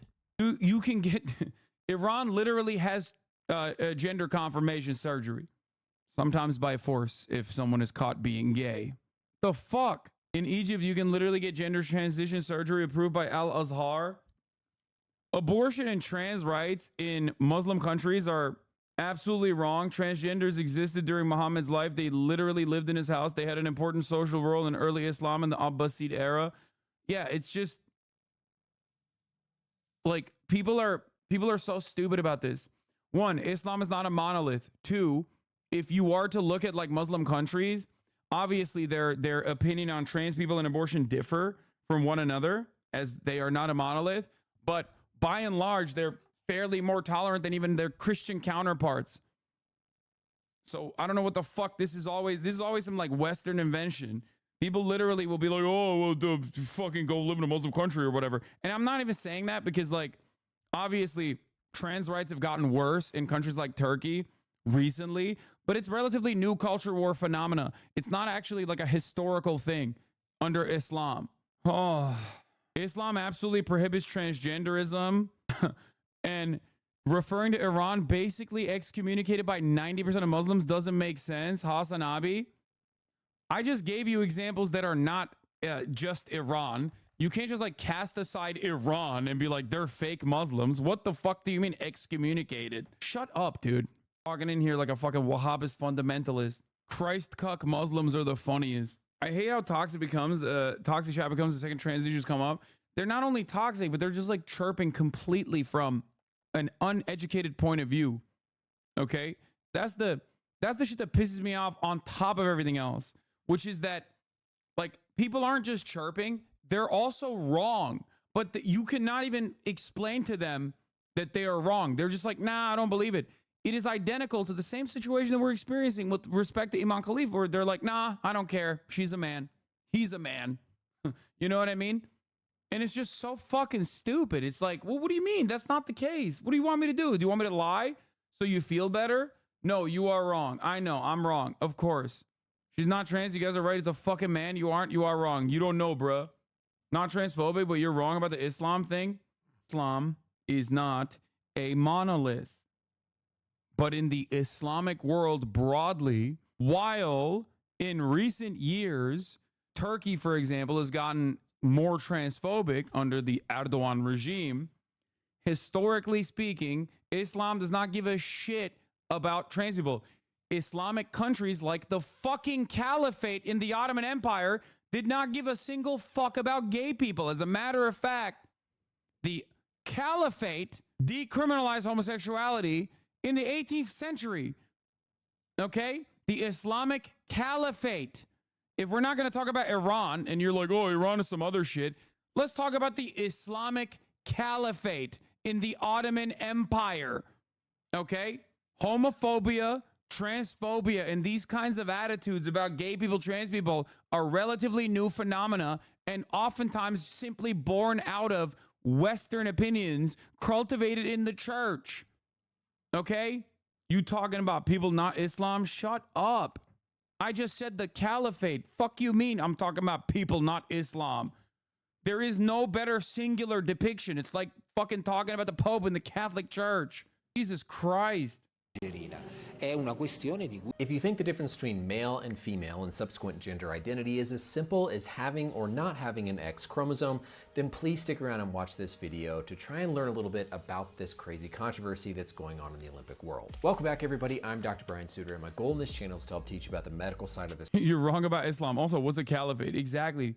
People that don't know anything, people that do not know anything about anything are just like chirping off of like things that they read on Reddit. Okay? Oh, I'm sorry. I don't know what a fucking caliphate is, but I read on, you know, on a Reddit comment that Islam is like across the board, religiously very transphobic, very homophobic, yada, yada, yada. I don't care to investigate the history. I actually don't give a shit. And I am committed to my opinion, committed to my position here. Transsexuality among the Marsh Arabs. Muslims are generally very homophobic. No, I swear to God, Islamophobia is the last bigotry to leave a progressive person. Islamophobia and transphobia are like the two major bigotries that are so normalized in Western society that they just like, so many people never check their shit, never check their attitude, never actually listen to someone with a different perspective, different framework. It doesn't matter. And this is the final stage of that cope. There's a difference between what Islam actually says and the actions of Muslims. Brother, the actions of Muslims, we're talking about 1 billion fucking people that span across the entire goddamn planet with multiple different ethnic backgrounds and cultures. Fuck you mean the actions of Muslims? There are fucking porky little pigs everywhere around the planet. There's fundy Muslims just like there are fundy Christians. If you can make that distinction in your goddamn mind about Americans, you should be able to think about that with respect to the entire Islamic world, okay? I myself am from a Muslim family. I grew up in a Muslim country. I'm Muslim. My name is Hassan, okay? Now think about my worldview. You're literally talking to a person that doesn't fit the mold that you have cultivated in your fucking mind. So shut the fuck up. Jesus Christ. Anyway. Sports world. I'm actually in Paris right now. I've been here for the Olympics the past week or so. You can see Paris outside my window there. It's been absolutely beautiful. But the biggest story the past couple days has been, of course, with women's boxing. The story, of course, is that this Algerian boxer, Iman Khalif, is identifying as a woman. She's in female women's boxing, but there's a lot of talk that people saying she's a male. She's had these previous disqualifications for having XY chromosomes and failed gender testing. And so why in the world are we letting a man compete in a woman's sport, especially boxing? This is not the first time we've seen a big story like this. You might remember this track and field athlete, Caster Semenya, who was a middle distance runner who was disqualified from running certain events because of this whole differences in sexual development diagnosis and picture. This is going to be as simple as possible of an embryology, or the study of how we grow and develop, genetics and physiology lesson, so I can try to open people's mind to some of these challenging discussion points. Our genes are the blueprint for how our body functions and is built and is made. We get 1/2 of our genes from our mother and 1/2 from our father. That means most humans will have 2 genes for sex. That can be either an X chromosome or a Y chromosome. Now, typically a female sex will have an X and an X chromosome, and a male sex will have an X and a Y. The contents of those chromosomes are what determine how we are going to develop either into a female, talking about sex again, or a male, again, talking about sex. So, classic female sex, XX, classic male sex, XY. Now, interestingly, whenever we are first conceived in the womb, we all start off and we have the potential for our sexual organs, our gonads, to be either female or male. The presence of specific genes on the Y chromosome differentiate that down a pathway to become male. So, without that Y chromosome turning on the pathway to become male, everybody would go down the female path in terms of their sexual development. So if you have a normal functioning Y chromosome, that turns on the pathway to send you down to have male sexual characteristics, male genitalia, etc. That's the basic black and white kind of bread and butter of how things normally go. But as you can imagine, there are a lot of possible errors in not only the genetic composition, but also what happens from the downstream physiology standpoint. On that Y chromosome is a specific gene that turns on a lot of the testosterone, the androgen signaling pathways that form the gonads, the external and internal sexual characteristics. So we're talking about the external signs like breast, gonads, etc., versus the internal genetics. With these differences or disorders of sexual differentiation, or DSD, the genetics are XY, so you have that Y chromosome that's trying to turn on the pathway to full. The problem with this content, while it's great and plenty of people need it, is way too much detailed explanation for a hog. They don't actually give a fuck about the science, just like how they look, like you've said over and over. I know. Yeah, if you don't want me to punish you with like boring fucking biology lessons that disprove everything you think about like trans existence, then you just have to say trans rights. That's it. Okay? That's it. Listen, we can do this, which is very fucking boring, or you can just say trans rights. Trans rights are human rights.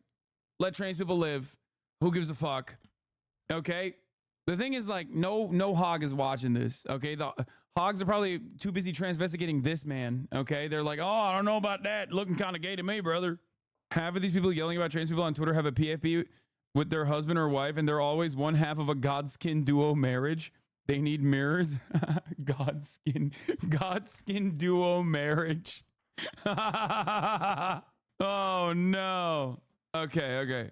Let's skip the doctor explaining the controversy. Vice President.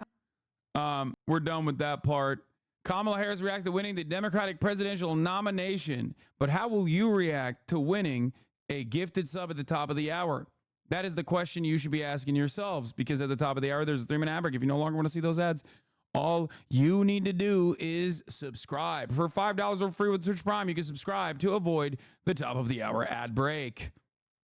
That's right, ladies and gentlemen, boys, girls, and Emmys. It's coming for you right now. You can also get gifted a sub if you're lucky. It's a 3-minute ad break now.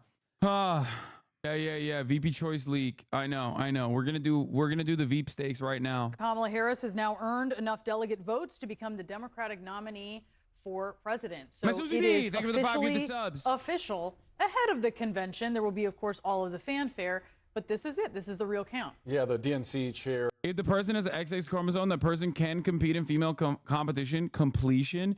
If that person has XY, they can't easy. Anything else is gaslighting. You're a fucking idiot. You're an idiot. It's ridiculous. There are genetic abnormalities, dude. Shut the fuck up. That in and of itself is no different. That in and of itself is literally, yeah, what about XXY? Also, there are people with dicks that have XX chromosomes. You don't know anything. That's not how fucking science works. You're going to make me go back to the fucking biology lesson. Oh my God. You're going to make me go back to the boring biology lesson. Shut up. Jamie Harrison announcing that on a call that is going on right now. We should remind viewers that delegates are actually voting online, and that's how they were able to go through this process before the convention. Let's go straight to CNN's David Chalian. David, this is history in the making. I mean, she is breaking a number of barriers, but also part of an unprecedented race for the White House. No doubt about it. So it is the second female Democratic nominee ever in history. It is the first ever woman of color, black woman, South Asian descent woman on the ticket here. Lots of firsts for Kamala Harris. She's very familiar with being first. She's been the first in almost every political job that she's had. And so being first is nothing new to her, but it is part of the what we are seeing with the Democratic Party. Part of what this 12-day just like whiplash speed of coalescing around her is this excitement about inside the party about what she represents, what she brings to the ticket. And part of that is also her age, guys. I mean, she, in the switch from Biden to Harris, you lost, 20 years or more on the ticket. And that was the biggest concern voters had and Democrats had about Joe Biden's candidacy. And that got erased in a moment. Add in all these other sort of firsts. You see it in the fundraising. You see it in the organization signups of people wanting to participate. And you just saw it with the speed with which anyone else who was even considering this in those weeks of like, hey, Joe Biden may not be there. Is there an opening here for me? I mean, within hours, you recall, they were endorsing Kamala Harris. So this is a sort of a culmination of what has just been Actually, I think Harris is speaking. I'm so sorry, David. Sure, no Harris problem. is speaking now on the call. Let's listen. Everything that you are doing, and to everyone on the call, thank you for your hard work and all you have been doing over these last many, many, many months. And I know that we are excited about the future, but we also know that we got a lot of work to get there, and we have a lot of work to do. It's good work. We like hard work. And I just want to thank everyone for joining this call. Listen, I think we all approach our campaign with the same spirit, including that this is truly a people-powered campaign. And I would not be on this call right now and with you all were it not for your support and your trust, for which I am deeply grateful. I am honored to be the presumptive Democratic nominee for President of the United States. And I will tell you the tireless work of our delegates, our state leaders and staff has been pivotal in making this moment possible. And your dedication cannot be overstated. Your dedication to our country. I know we all feel this way so strongly. We love our country. We believe in the promise of America. And that's what this campaign is about. So, of course, I will officially accept your nomination next week once the virtual voting period is closed. But already I'm happy to know that we have enough delegates to secure the nomination. And later this month, we will gather in Chicago, united as one party, where we're going to have an opportunity to celebrate this historic moment together. And again, this campaign is about all of us coming together, people coming together from every walk of life, every lived experience, and being fueled by our love of country, knowing that we are prepared to fight for the best of who we are. We believe in the promise of America, a promise of freedom, opportunity, and justice, not just for some, but for all. And ultimately, in this election, you all have heard me say many times, we each face the question, what kind of country do we want to live in? Do we want to live in a country of freedom, compassion, and rule of law, or a country of chaos, fear, and hate? And the beauty of our democracy is we each, every one of us, has the power to answer that question. And that is why I say and know the power is with the people. So here's the bottom line. I say to all the friends on the call. Okay, boring. Okay. Care, and I can't wait to see you in Chicago. And thank you again, Jamie. I'm skipping this stuff because it's boring. It's just like We've classic, been listening to it's classic boilerplate shit. Vice President Kamala Harris accepting the presumptive presidential nomination for the Democratic Party. Obviously a historic moment. She becomes the first black woman and the first Asian. You were saying generic Democrats crush across the board and Kamala is giving off very generic Democrat? Yes. Generic Democrats that are running in Senate races are actually doing or were doing significantly better than Joe Biden. Okay? Republicans don't have an issue with generic Democrats. However, if Kamala stays on one note and simply just cuts away as her popularity right now is slated to rise, okay? Because she's being matched against Joe Biden's inadequacies. Having said that, however, of course she's running a campaign. She's going to get chipped away at. She's going to get constantly bouldered with attacks. In that situation, you have to be able to communicate a vision, right? A progressive vision. What your policies are, what your ideology is, what you're going to actually end up doing if you are president. Okay? And as that's happening, they're lucky enough that the Republicans haven't been able to actually launch like a unified form of attack against her that has been good enough, right? Good enough to like actually harm her credentials. They just keep saying like she's not really black. She turned black, you know what I mean? Shit like that. And in a way it's or that she laughs. And in a way this has actually been pretty helpful for her. But I do worry that Democrats have a tendency to do two things. One, grow complacent, and two, get scared and immediately move to the center to really just make up for any kind of like right-wing sentiment being placed in the minds of Americans about how radical of a leftist she is. And fortunately, I fear that Kamala Harris is already like retriangulating, okay, and pushing to the center in a way that even Joe Biden didn't do. Like Joe Biden held a lot of conservative positions on abortion, for example. He was like more conservative than the American public is, right? And he was always very bad at talking about abortion. That's just demonstrably true. You can get mad at me and be like, that's not the case, like blah, blah, blah. Like, no, he was the worst person for the job to be the Democratic leader, to talk about abortion when he has a track record of being like kind of stubborn on abortion to begin with, restrictive on abortion to begin with early on. Obviously that changed, but even then you could see that he could not communicate this message that is a necessity for the Democrat, right? But beyond issues that he was like very conservative on, like Israel, for example, he stayed on message when it came down to spelling out a progressive economic agenda. He did not retriangulate ever. He stayed on message. He was the worst messenger, but the message was good, right? And I worry that Kamala Harris, given her background as a black Indian woman, right? And also her background as someone who was at least aesthetically very progressive in the decisions that she made in Congress when she was a senator under the Trump administration, but a senator nonetheless. She was pretty bold with her legislative decisions.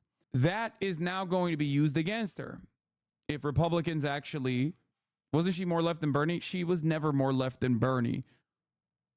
That calculation made is on like a litany of different legislative agendas. It's like when Jamal Bowman doesn't vote for like the Build Back Better proposal because it's like being separated. They mark that as like you voting against legislation that is ultimately a progressive piece of legislation. So that math equation that they do doesn't actually show whether someone is like truly more progressive or not. But regardless, she does have a track record, and she is on the record, on top of her track record, being pro Medicare for all, for example, right? Like her platform in 2019 was pretty progressive. Did she truly believe it? I do not know. But I do know that she was at least thinking about running as a progressive campaign, like running as a progressive campaigner, a progressive legislator, right? She at least saw that there was, that was good for her election chances. Now, of course, she got owned because there was a real progressive on there, Bernie Sanders. But my fear is that she will do the classic Dem thing and just try to openly show America that she's actually a centrist when Republicans start campaigning against her background and be like, oh, look, she's a radical leftist, like so much more radical than Joe Biden. And she's already kind of doing that. And I think that's a very stupid thing to do. I also think it's a very stupid thing to pick Josh Shapiro as your VP pick, which seems like she might be doing that too. Asian American to lead a major party ballot. She said on the call that she was excited about the future, but she emphasized this multiple times. There's a lot of work to do. It's not going to be easy. She said she was looking forward to the convention to celebrate. Like Nathan J. Robinson, this is extraordinary. Harris is just dishing every good progressive thing she supported one by one and claiming she changed her mind. This makes her look like she's a flip-flopper. This was very effective when they were shitting on John Kerry. Okay, when the Republicans were shitting on John Kerry. She's offering a really solid counter narrative to be built against her. And it also is being done in a way where it cuts against the progressive momentum that she could lean into. Okay? Doing a Keir Starmer, bruh.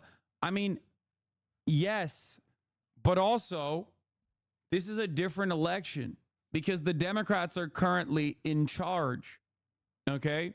It's not like this is an election coming after 14 years of Tory austerity and a massive economic downturn that people have had enough of, where like Keir Starmer could literally say whatever the fuck he wants and he was still going to win, which he kind of did. I feel you have to realize she can't separate from Biden too much.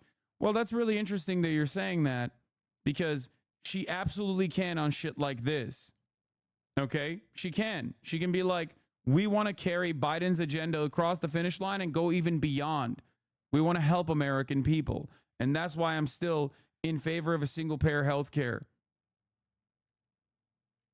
This is also an objectively popular policy position.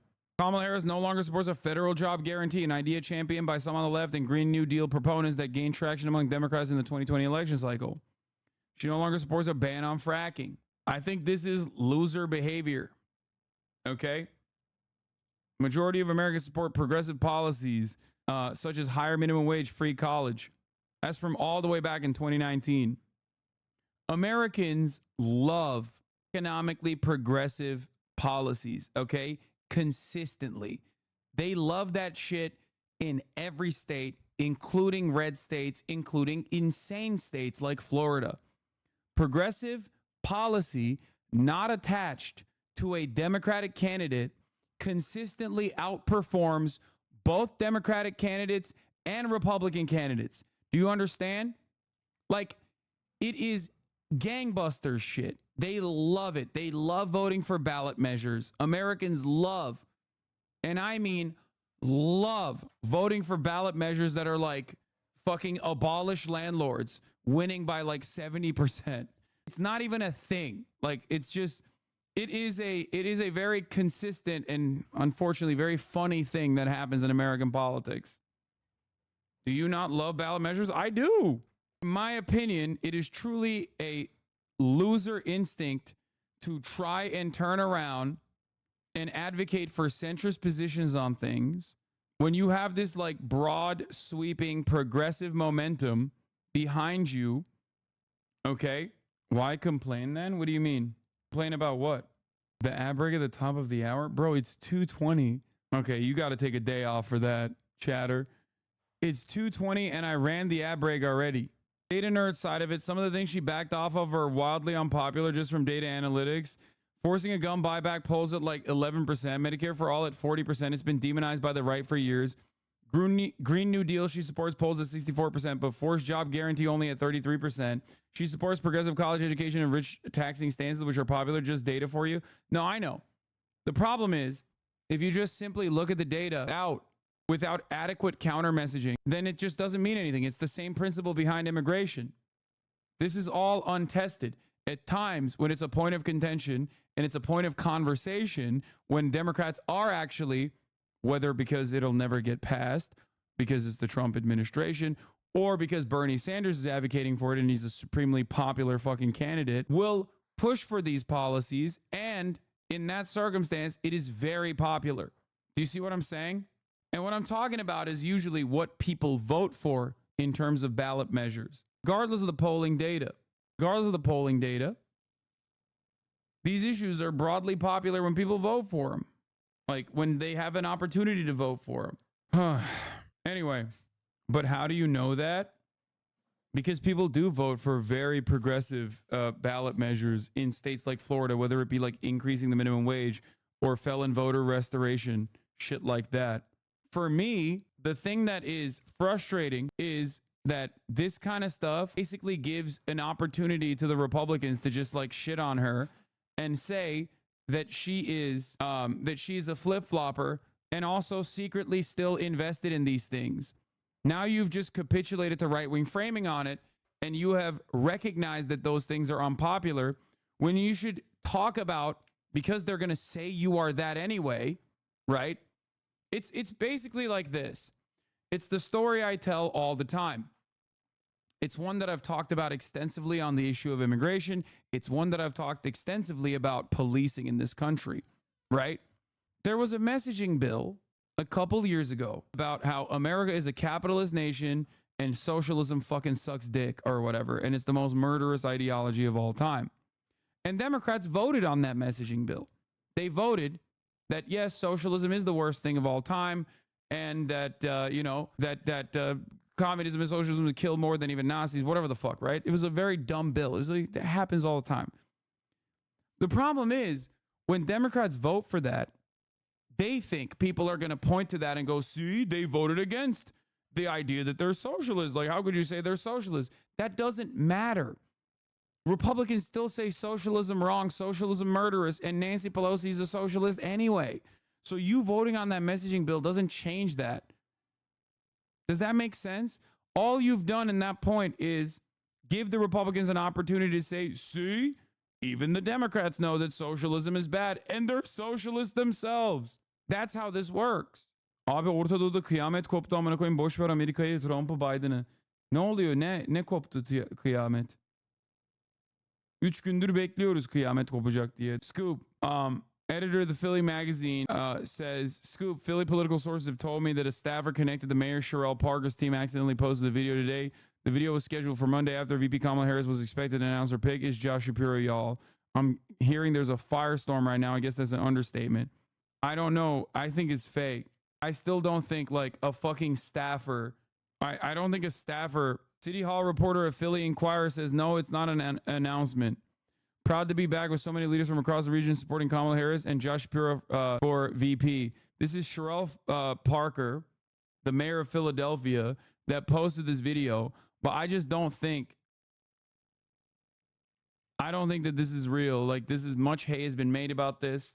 Anyway, I don't think that a fucking Philly mayor staffer knew who the VP pick was before anybody else. That would imply that so many people know about it. It would have leaked way before.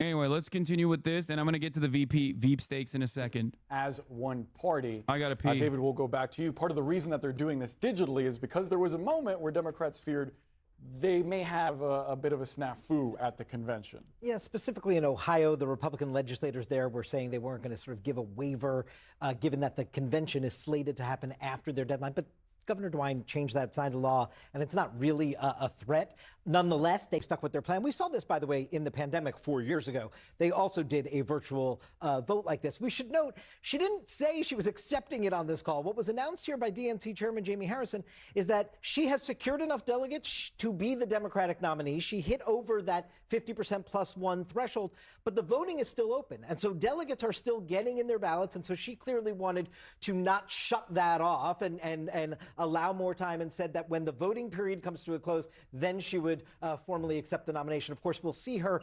publicly in a grand fashion accept the nomination when she delivers that speech in Chicago. And no one is running against her, isn't Correct. it? I mean, I'm taking a look at the delegate ballot, the official ballot. It's Kamala D. Harris or present. So there you go. That's what it was. And listen, despite her referring to herself as the presumptive nominee and emphasizing that it's going to be at the convention, the Democratic Party and Kamala Harris, they just got married. Maybe the wedding is in 2 weeks and change, but like it's done, it is signed, it's official. They have made her the nominee with this. She's over the threshold. It's you know, it's official. I wonder in your reporting, as you're talking to voters, if there's any sensitivity, as we did think at one time there might be, to this of a coronation in what has also given the Democrats. I think you guys should make more fun of all the liberals that end with this idea that like the decrepit old man had to be the fucking candidate and how wrong they were. Because so many liberal commentators, so many liberal political commentators just like ran with this idea.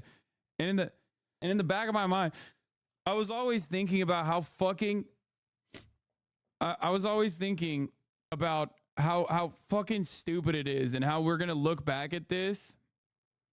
How we're going to look back at this and laugh. How we're going to look back at this and laugh about like how we tried to carry this old man across the finish line. Democrats kind of an orderly transition to Kamala Harris. I was in Michigan this week talking to a lot of voters, and there was no talk of a coronation, even among Joe Biden superfans. And the reason for that is Donald Trump. No He bother, is absolutely no bother of unified. it. Interesting. Yeah, he has unified the Democratic Party. So one of the reasons that this roll call Iranian State TV says, in the coming hours, the world will witness extraordinary scenes and very important developments. Happening virtually, yes, as David said, the Ohio thing. But there also was some concern about the potential for some challenges in Chicago from the uncommitted movement that we saw earlier this year, perhaps from some people challenging Joe Biden. What is happening now is Democrats look more like Republicans in Milwaukee a couple weeks ago. They seem unified, which is not normally how this party has been, certainly in terms of policy and things. But I have not really picked up any whiff of talk of coronation. Privately, perhaps, by some people who, you know, might have thrown their hat into the ring. But as Isaac said, there's no one else on the ballot. That happened in an instant that Sunday. And we are less than 2 weeks since 2 weeks ago today. We're heading into the weekend. Joe Biden was still running, and we weren't sure if he was getting out. Now look at this. Yeah, look, the other thing going on here, which is I think important to the Democratic psychology, is it was almost a month of Democrats feeling more and more depressed about their standing with Joe Biden. And really, I had to go back to a number of sources who all gave me the same quote about being despondent, the same word. I said, well, how else would you describe your feelings? It was like thesaurus of all the bad words to describe themselves. Harris bounced off of that, and she is still riding that good psychic energy that is there. And I think also people who were concerned about Joe Biden's health and age, but weren't fully admitting it even to themselves, are looking at Harris in the way that she has, at least so far, been a much more energetic presence on stage. One person said to me, I can't believe how much a relief it is to not worry about Joe Biden falling off the stage every time I'm looking at an event. As a high-placed Democratic operative who said that to me. So all of that is playing out to Harris's benefit here. We will see. This has been not even 2 weeks of her as a candidate, as Jeff said. There are 95 days. Shapiro, Buttigieg, Bashir changed schedules ahead of Harris' VP decision. Oh, my Lord. We start with the race for the White House. Both Harris and the Trump campaigns are sharing their July fundraising hauls. Harris's campaign says they've raised $300. The Pajans are talking about creating marketing material for all the potential candidates prior to VP announcement. No one really knows except for the candidates themselves until they do. Yeah. I don't hear Waltz in there. All right. So I want everyone to get together. I want everyone to get together and do a prayer. Okay? I want everyone to get together and do a prayer. We are going to do a prayer circle for our big, beautiful boy from Minnesota. Okay? Minnesota! I mean, Bashir too, but like, honestly, seemingly Nancy Pelosi's in the tank for the Minnesota boy. Okay? A lot has happened over the course of the past couple of hours. My uncle himself wrote a op-ed on Newsweek about how wonderful Josh Shapiro is, because even when he's right, like about swapping Biden out and how much of a necessity it is, he still has to be wrong on some issues. Otherwise, he'd be too prophetic, right? He's got to have some bad takes. You just got to give it to him. But he's not the only one with some bad takes. Even former Speaker Nancy Pelosi appears to be leaning in Waltz's favor. A source familiar with the California Democrats' thinking told The Hill she is always especially fond of former House colleagues. When asked about Harris's running mate, a nod to Waltz. Why has Nancy Pelosi been so fucking base recently? Maybe now that she's no longer the speaker, she's just popping off. She was always this goat. Having said that, I mean, Nancy Pelosi is like Mitch McConnell, but for the Democrats. She is a person who has been ideologically committed to the success of the Democratic Party. And in many circumstances, that ideological commitment is at odds with progress and is at odds with the things that I want out of the Democratic Party. Okay? I have always maintained the position that Nancy Pelosi is a vicious whip, okay? She is a goddamn demon at campaign fundraising, and she's a goddamn demon at whipping votes. That is part of the reason why I despise Nancy Pelosi. In this circumstance, however, I am not at odds with Nancy Pelosi, but I am actually on board with Nancy Pelosi. And that is unique, but it makes me feel better about the potential for the future of the Democratic Party. Nancy Pelosi, despite my criticisms of her, I've never actually said Nancy Pelosi is bad at her fucking job. As a matter of fact, a lot of my criticisms of Nancy Pelosi come from the fact that she's very good at her job. That's something to consider here. So for her being in the tank for Waltz over the other Veep Stakes hopefuls is very good. Glazing? It's not glazing. I hate her because she's good at her fucking job and is ideologically committed to neoliberalism. But let's hear what the media has to say about these Veep Stakes hopefuls, and let's talk about how Josh Shapiro absolutely sucks. I'm not even going to talk about Buttigieg that much because that's a non-issue. That's not happening. There ain't no fucking way, big dog. Get out of here. But let's continue. $110 million in the last month. That amount includes donations made while Biden was still the candidate and $200 million raised in the first week of Harris's candidacy. Meanwhile, the Trump campaign says it raised just over $138 million last month, and that includes the surge of donations raised in the aftermath of the attempted assassination on the former president and during the Republican National Convention. Our team of reporters are closely watching both campaigns. Let's start with CBS News political director Finn Gomez. So, Finn, Harris has already begun her VP search before being officially confirmed by the DNC. Any updated timing on when she might reach the delegate threshold needed? Yeah, great question.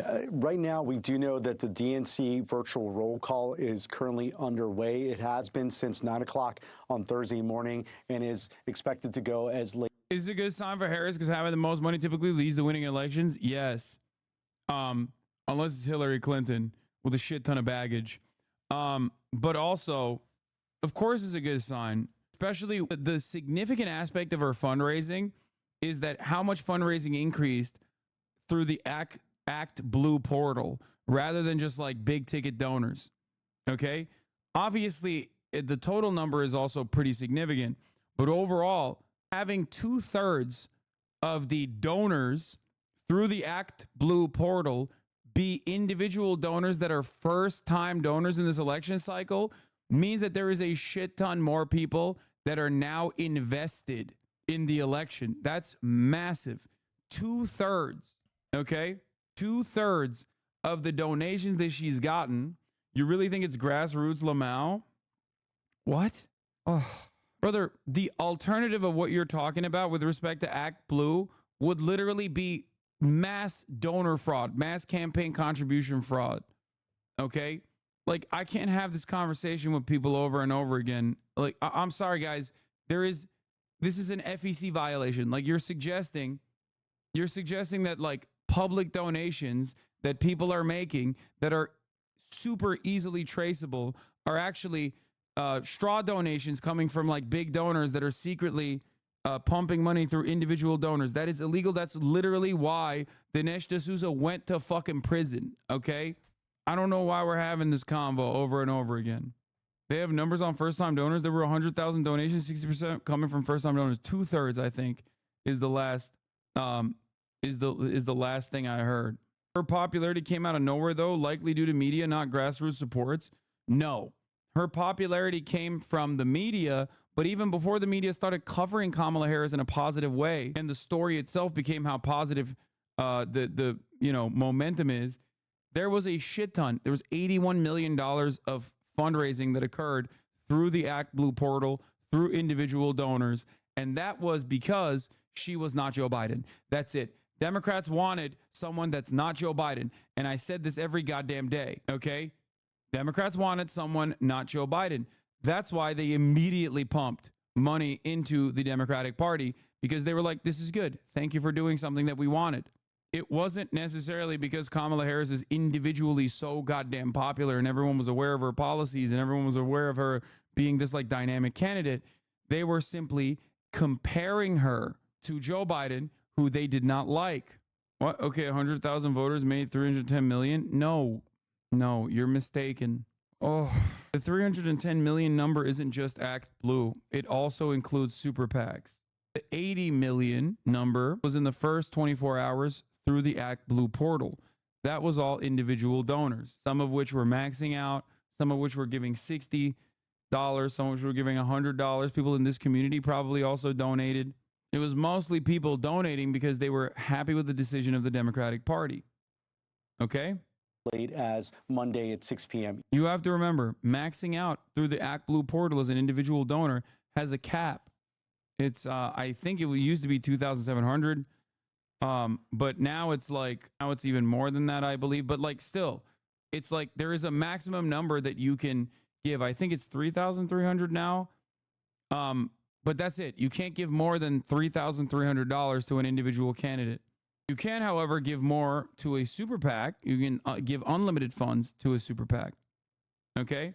Eastern. But However, that's it. We do know, we can report that Vice President Harris could reach that threshold of 1,976 delegates to become the nominee as early as today. But we will expect to have more on that topic a little later on. But the expectation is that she will at some point this weekend go from the presumptive nominee to the nominee of the Democratic Party, presidential nominee for the Democratic Party. Okay, so let's talk about Veep stakes. This is essentially to fulfill a needed deadline for her to make the announcement, but also sort of to drum up more excitement, keep the momentum going, introduce the nation to the ticket. What are you hearing about that announcement, and what can you tell us about some potential picks changing their weekend schedules?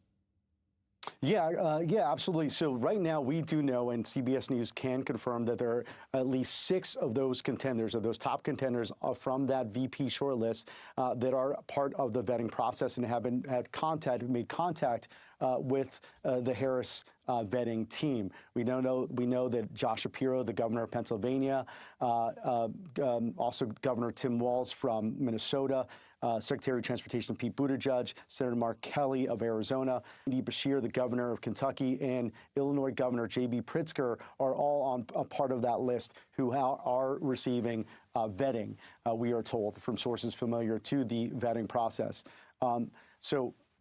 Yes, on these scheduling changes, we do know, we can report that Josh Shapiro, Pete Buttigieg, and Andy Beshear all had scheduling changes for this weekend, which seems to indicate that it's part of this process in the last few days of the vetting process before we hear who the pick will be from Vice President Harris. The expectation is, and our reporting has been, that it could come as early as Monday and at the latest Tuesday. But it's early next week we will officially hear who she has picked to be her running mate.